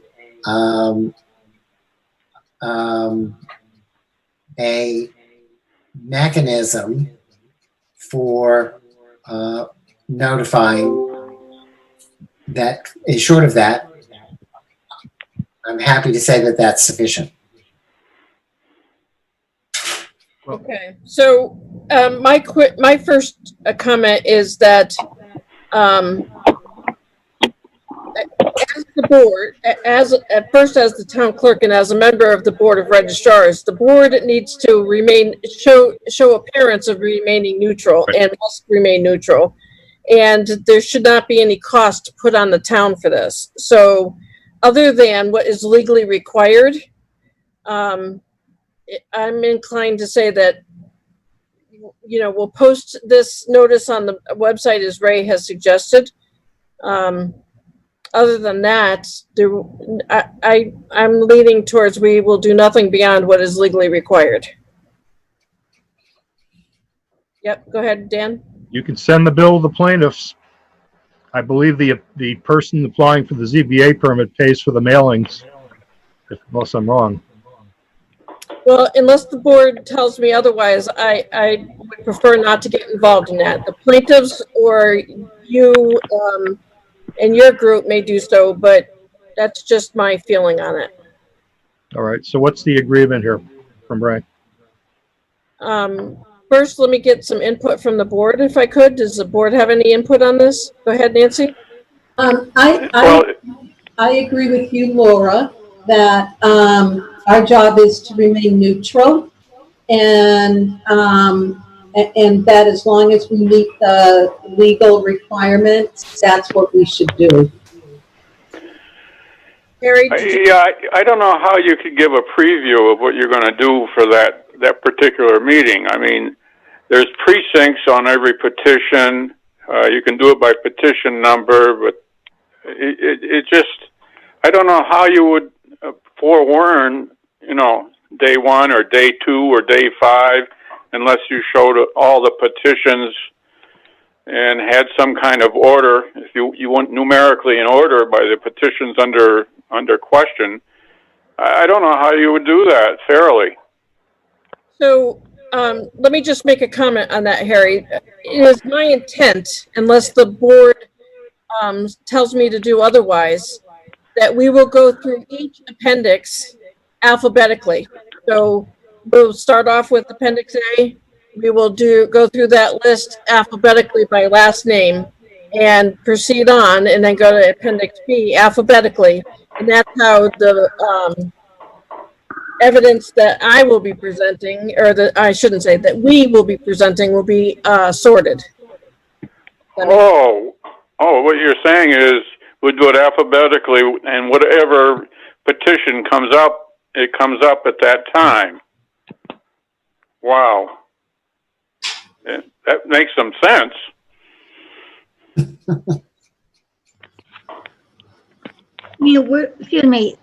We're going to somehow go through these names, the Board of Registrars, these 912 names, right? Correct. Somehow we have to get together to do that. No, we've already, this will be done during the hearing. Yeah.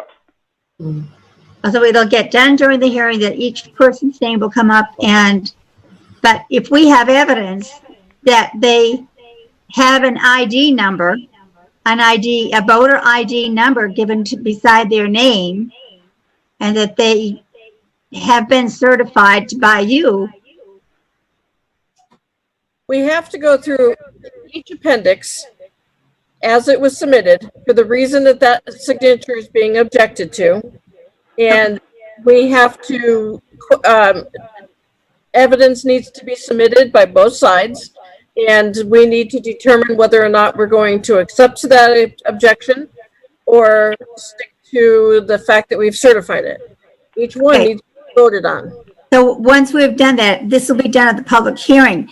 Then it's just the ones that are still in question that we have to somehow notify, that they have to come in to say, yes, I signed it? No.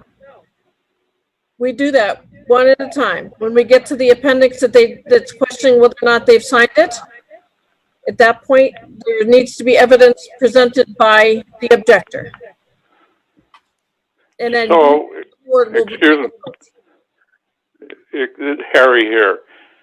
So you're doing it alphabetically. For the public knowledge, they can check to see where we are in the alphabet. So that is some indication for them. And then we go to the particular petition that's in question, but you're doing it alphabetically. So that's kind of a warning for people, or they can check where we are, can't they? Correct. That's a good idea. It's hard for us, but you know, a line at a time.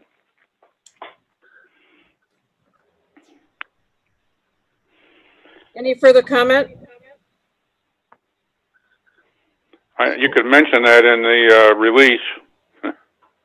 Yes, Dan? So, what are you prepared to say you will put up on the website then, the basic documents and anything else? This document that's being adopted will be put out on the website. And then, Ray, it's okay for us to put all the basic documents out there as well, correct? That's correct. Okay, yeah, so there'll be a specific page created. Okay. There's one out there now, so that's already been created about the recall. It has the timeline. Off of that page, there'll be one created with all of the evidence that's submitted as well as this document. Go ahead. Are you going to put the complaint up, take it out of the back end of the select board packet that it's in now and make it a standalone document? That would be helpful, I think, if you could do that. The petition is already online. Not the petition, the complaint, the detailed complaint, appendices A through F. That's in a PDF at the back of that was filed on April 6th. Yeah. Yeah, it should be out there already. If it's not, then yes. I don't think it is. No, not separately from that packet. No, but it is, it's part of the package, so you just have to. I'll put the Up to actual document out there, yes. Yes. So that document is basic 6. So it will end up out there then. Yes. Basic 1 through 9, yeah. Yeah. Okay. So is Dan asking that the petition affidavit be a separate document? No, No. objection. Complaint. Detailed complaint, I think it's called. Yeah, it's the one I emailed to you guys, but it's also part of this document list here. Right. I'm sorry, specific objections to recall petitions. That's how it was. Right. Yeah. It was part of the select board packet that Yeah. was submitted. April 8th, yep. Yeah. So it's the basic 6 document. That's Correct. correct. Yes. Basic 1. Oh, okay, yeah. so you have that already. Okay. Yep. Laura, I'm just going to take you off screen share. We'll go back to the regular view. I think, are you done with screen sharing? Yes.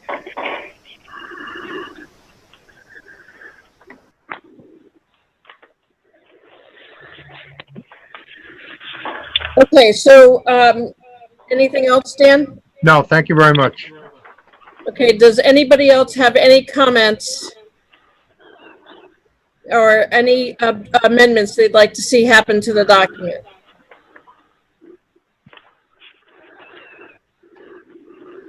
Wow. I guess we need to update this and send it out, right? Correct. Once it's voted, we will turn it around with the idea that we'll be able to send it out tomorrow. Wow. You didn't make that many changes. Laura, this is Vanessa. Okay, go ahead. Hi, thank you. Dennis had mentioned wanting to provide additional edits. The document had not been sent to us in advance.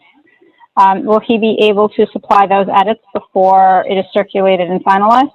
The document was not submitted to anyone other than the board in advance.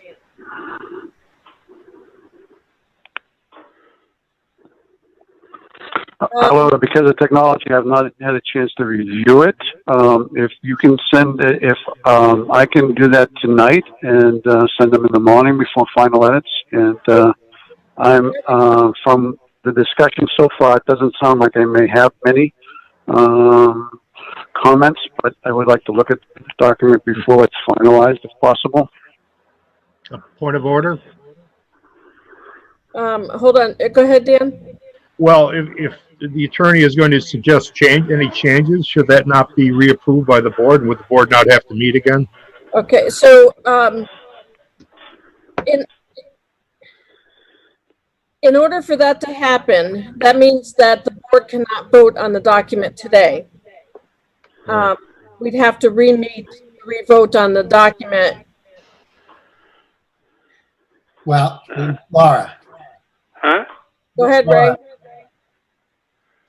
An alternative, and many boards don't like this alternative, and so if you don't, I won't be offended. But an alternative is to approve the document as is and authorize town council to make any changes that are substantially within the intent of the document. And then, you know, and put a deadline on it by close of business tomorrow. Then if we receive any additional comments that raise new concerns that we have not, that I don't feel is substantially within the intent of the document, then yes, you would have to reconvene to approve those changes, or we can issue the document and without those changes and defer making additional changes till some later time. So that's one option. The second option is just adopt the document as is. Give Dennis the opportunity to submit his comments, and you can post a meeting to consider them if you want. Any comment from the board? Go ahead. Well, Dennis has heard what we've heard, and the changes we've made are sort of clear. If you had the document as Ray put on sent to the town clerk, would be the base, and the changes we made today would be updated and posted. That's what I expected to be happening, but Can I be recognized? Sure, go ahead, Dennis. Oh, hold on a second. I'm sorry, hold on. I have a comment from the member of the board, and I'd rather the board speak first, then I'll let you in. Go ahead, Nancy. Okay. I liked Ray's second description. You know, I don't think it's any big deal to have one more meeting and do a final vote. And I liked his second description of our options. Okay. Any other comment from the board? Which one of those two? I'm trying to think. Which would be the quicker to get this through?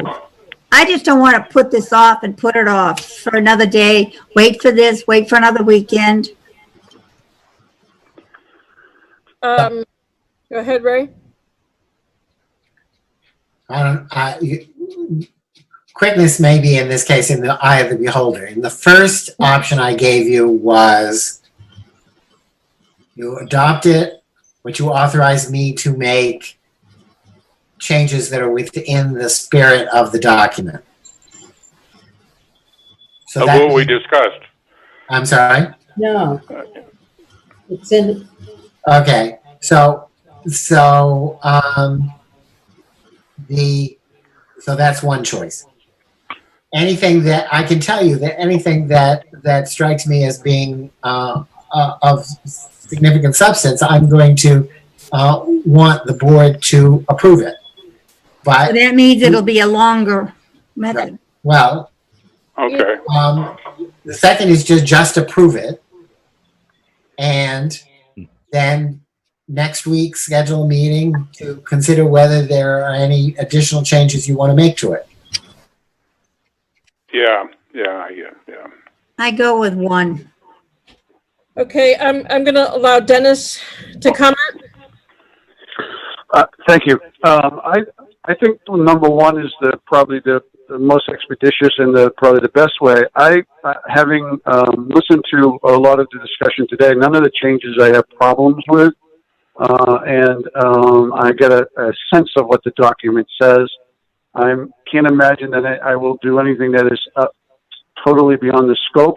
And again, if it is, Ray would flag those and have another meeting. But I think that I can look at it tonight and get it to you by close of business, Ray, tomorrow. And again, if there's changes that are beyond the scope, then we can go from there. But if not, I think that any changes that I would suggest will probably be within the scope, I'm assuming. Okay. Can you get it to me sooner than close of business tomorrow? My strong preference would be to get this up, get this document out the door by close of business tomorrow. If you could email me it tonight, I'll do it tonight. Okay, I will do I'll that. I'll get it to you first thing in the morning. Okay. That would include the comments that we made today. Yes. Oh, well, I had no problems. Yep. That was. okay. All right. So Ray, are you? No, wait. I can't. What I can send Dennis right away is the document as it was provided to you. If we have to go through the exercise of making all the changes and then submitting it to Dennis, he's not going to be able to get it until probably, tomorrow morning. So, he needs to work from the document that you all have been working from. That works for me. I know I was listening to all the changes that were made, and I agreed with I agreed with most and didn't have any objections to the ones that I did not strongly agree with. So I think if you get me the document that starts today, and then any comments I have, take those under consideration and make changes if you think appropriate. If not, we'll go from there. But I think it's number one is a good option. Could I make a suggestion? Sure. Okay, the changes that we were incorporating today, if those could be done in like a color blue or red, would it help? I think it would help Dennis a lot, and it would expedite moving this on. And then when you get it done, you can change the color back when everyone's happy. Go ahead. Go ahead, Dan. Yes, can we review what option one is again? That's provisional approval, subject to changes approved by council tomorrow. Is that correct? Hold on. Yes. Hold on. Yeah. So, You're going to prove what you've done so far and subject to Ray at his discretion, incorporating other comments tomorrow, correct? I need to verify this. All right. So with the board,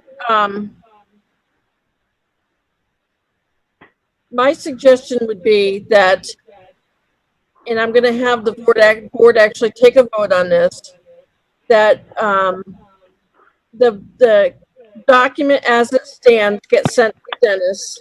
Mm-hmm. He'd be giving a specific time to return it. We will take a vote to adopt the procedures as amended as they stand. Allow Ray to take a look at Dennis's changes. Mm-hmm. If there's nothing significant, allow them to happen. But if there is, then at that point, we will call another meeting. And Dan, please stop. Let me finish. Yeah. We will call another meeting, and at that point, we will make any amendments that Dennis may have recommended. But if it's minor changes that is nothing significant, we will allow town council to make those changes so that this can move forward. Any objections to that from the board? Harry says no. Another meeting. I'm sorry? I approve of what you just said. Okay, Chris, what did you say? I'm sorry. We'll have another meeting. Only if there's significant changes that is being. Only. Okay. All right. All right. I agree. Nancy, any comments? Yeah, I think we should follow through and have another meeting. So I vote no, but I'm in the minority, so it won't make any difference. Ray, are you okay with that suggestion? I'm okay with that suggestion.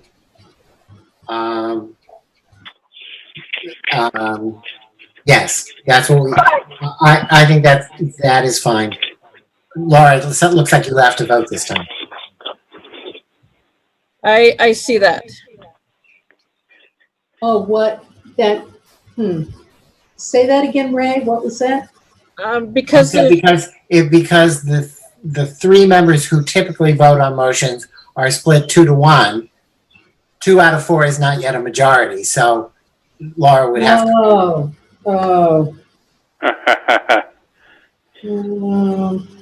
Well, I'll go back, but I don't agree. there will not be any changes made that has any significance to the document without the approval of the board. Right. So will we get a list of whatever changes were made? You absolutely will. Okay. If we have any objections, then we could make a meeting. That's right. Okay. I vote in favor. Okay, so I'm going to take 2 votes here. One is that we accept the document. I'm sorry, let's actually do the second vote first. The first vote is that we go ahead and accept the document. I'm kind of confusing myself. Let me step back. First vote is that we accept the document as amended. Second vote is that we allow the document as submitted to be sent to Dan, to the objector, and that town council make minor changes, but any significant changes is created by the board. Does that make sense? You were breaking up. I didn't hear You were you. breaking up, Laura. I did not hear that at all. Okay, so first vote is that we accept the document as amended. Right.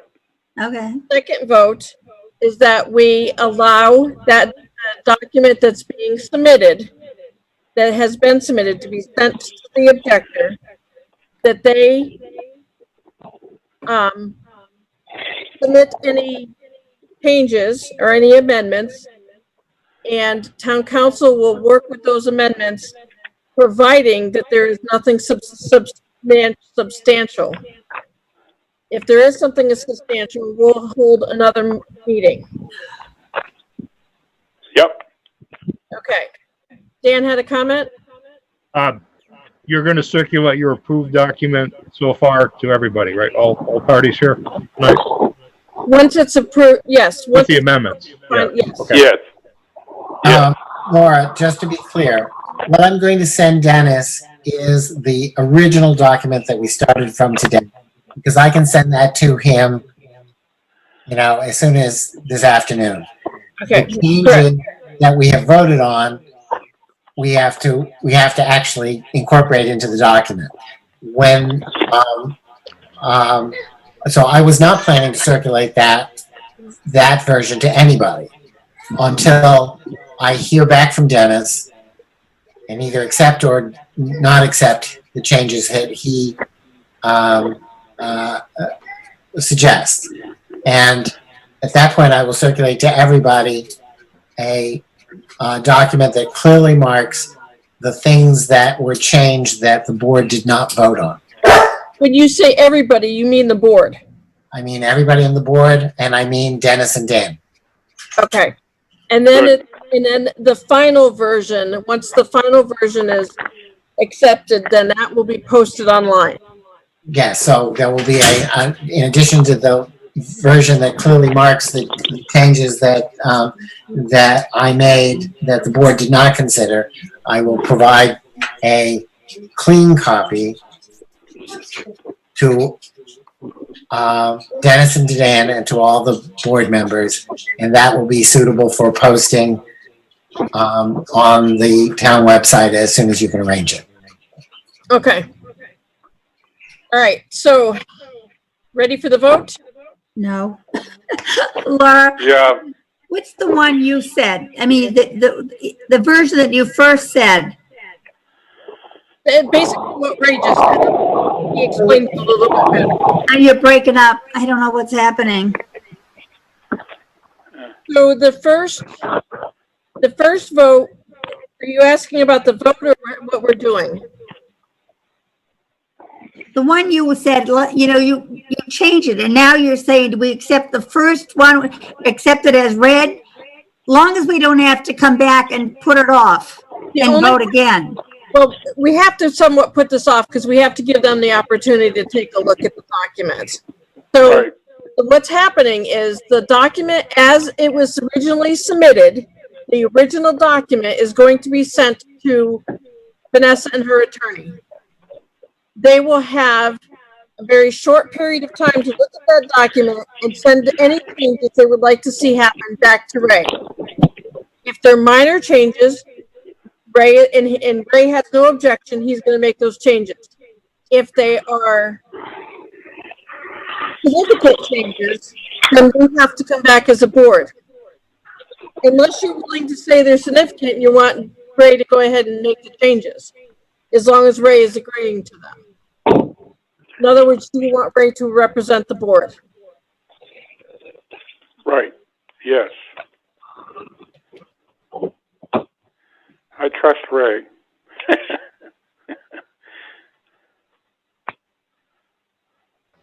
So the vote being, the first vote is,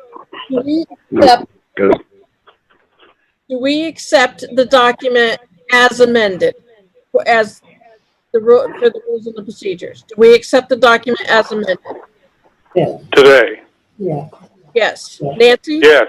Yes. Yes. Gary? All right. Yes.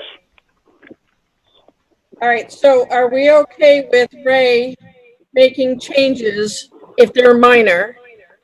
And if they're significant, then we come back to the board. All Nancy? right. Yes. Yes. And Ray is going to give us a copy of those changes. Yes. Yeah. And Harry, you're okay with that? Yes. All right. Motion to adjourn. Go ahead, Ray. You remember there are 2 letters which are constitute the notice of the hearing. Yep. Okay, which I submitted to you also with the main document. Yeah. So we have to adopt these letters as well, correct? Yes. Oh, yes. Yes. Right. Yeah. I think I remember. So Chris, do you have a copy of the letters? I can. I guess I don't. I just have what you just sent me today that I got. It's in that email. The letters? Yep, there was 3 documents attached. Oh, there's 3 documents. Okay, wait a minute, let me go back. So which, was it are we just on the 3rd? So the 1st or the 2nd? Yeah, those are just very short documents. I see the letter to Ensminger and the letter to the attorney, those, right? That's right. Okay, so we accept, yeah. They have to be included. Any discussion? Right, we have to decide, we have to accept the adoption of those letters being sent to both sides. Hold on just a minute, Nancy. Okay, any comment from the board? Go ahead, Nancy. Is there any reason why these 2 letters can't be have the exact same information in them? Can't they basically be the same letters that they're sending to Mr. Newman and Mr. Ensminger? And I'm sorry, I'm like messing up your name. So can't they be the same? Doesn't this have slight differences simply because one is a representative and one is an attorney? I know, but shouldn't Mr. Newman know that? I'm asking Ray. Shouldn't the information be included in both letters? That's all I'm saying. Well, first of all, the letters are almost the same. They are, but they aren't. But they're not identical because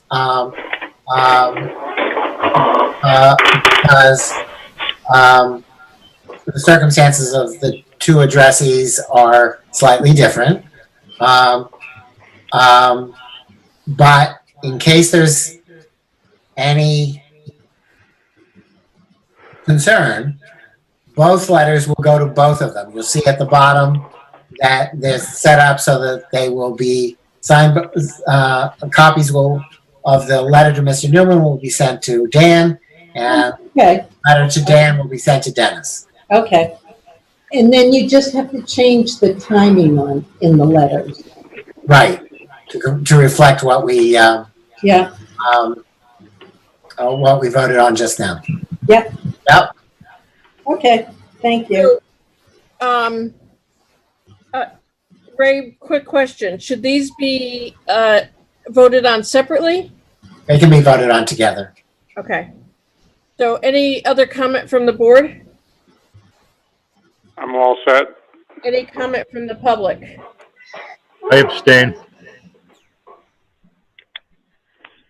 Okay, so taking a roll call vote on adopting the letters to be sent to Mr. Newman and to Mr. Ensminger.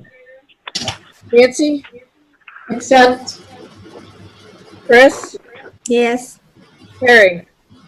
Here. All right. Wait, Laura, did he just say here? Yeah. It's either yes or no, Harry. Yes. Okay. 3-0. Any comment from the board? Any other comments? Any comments from the public? Go ahead, Dan. Madam Chair, I know we're living under extreme restrictions on getting people together, but as today has no doubt demonstrated, it would be highly beneficial if the board could find a way to gather in some socially acceptable way in a single place. I think it would streamline things. Not my call, just a very strong suggestion.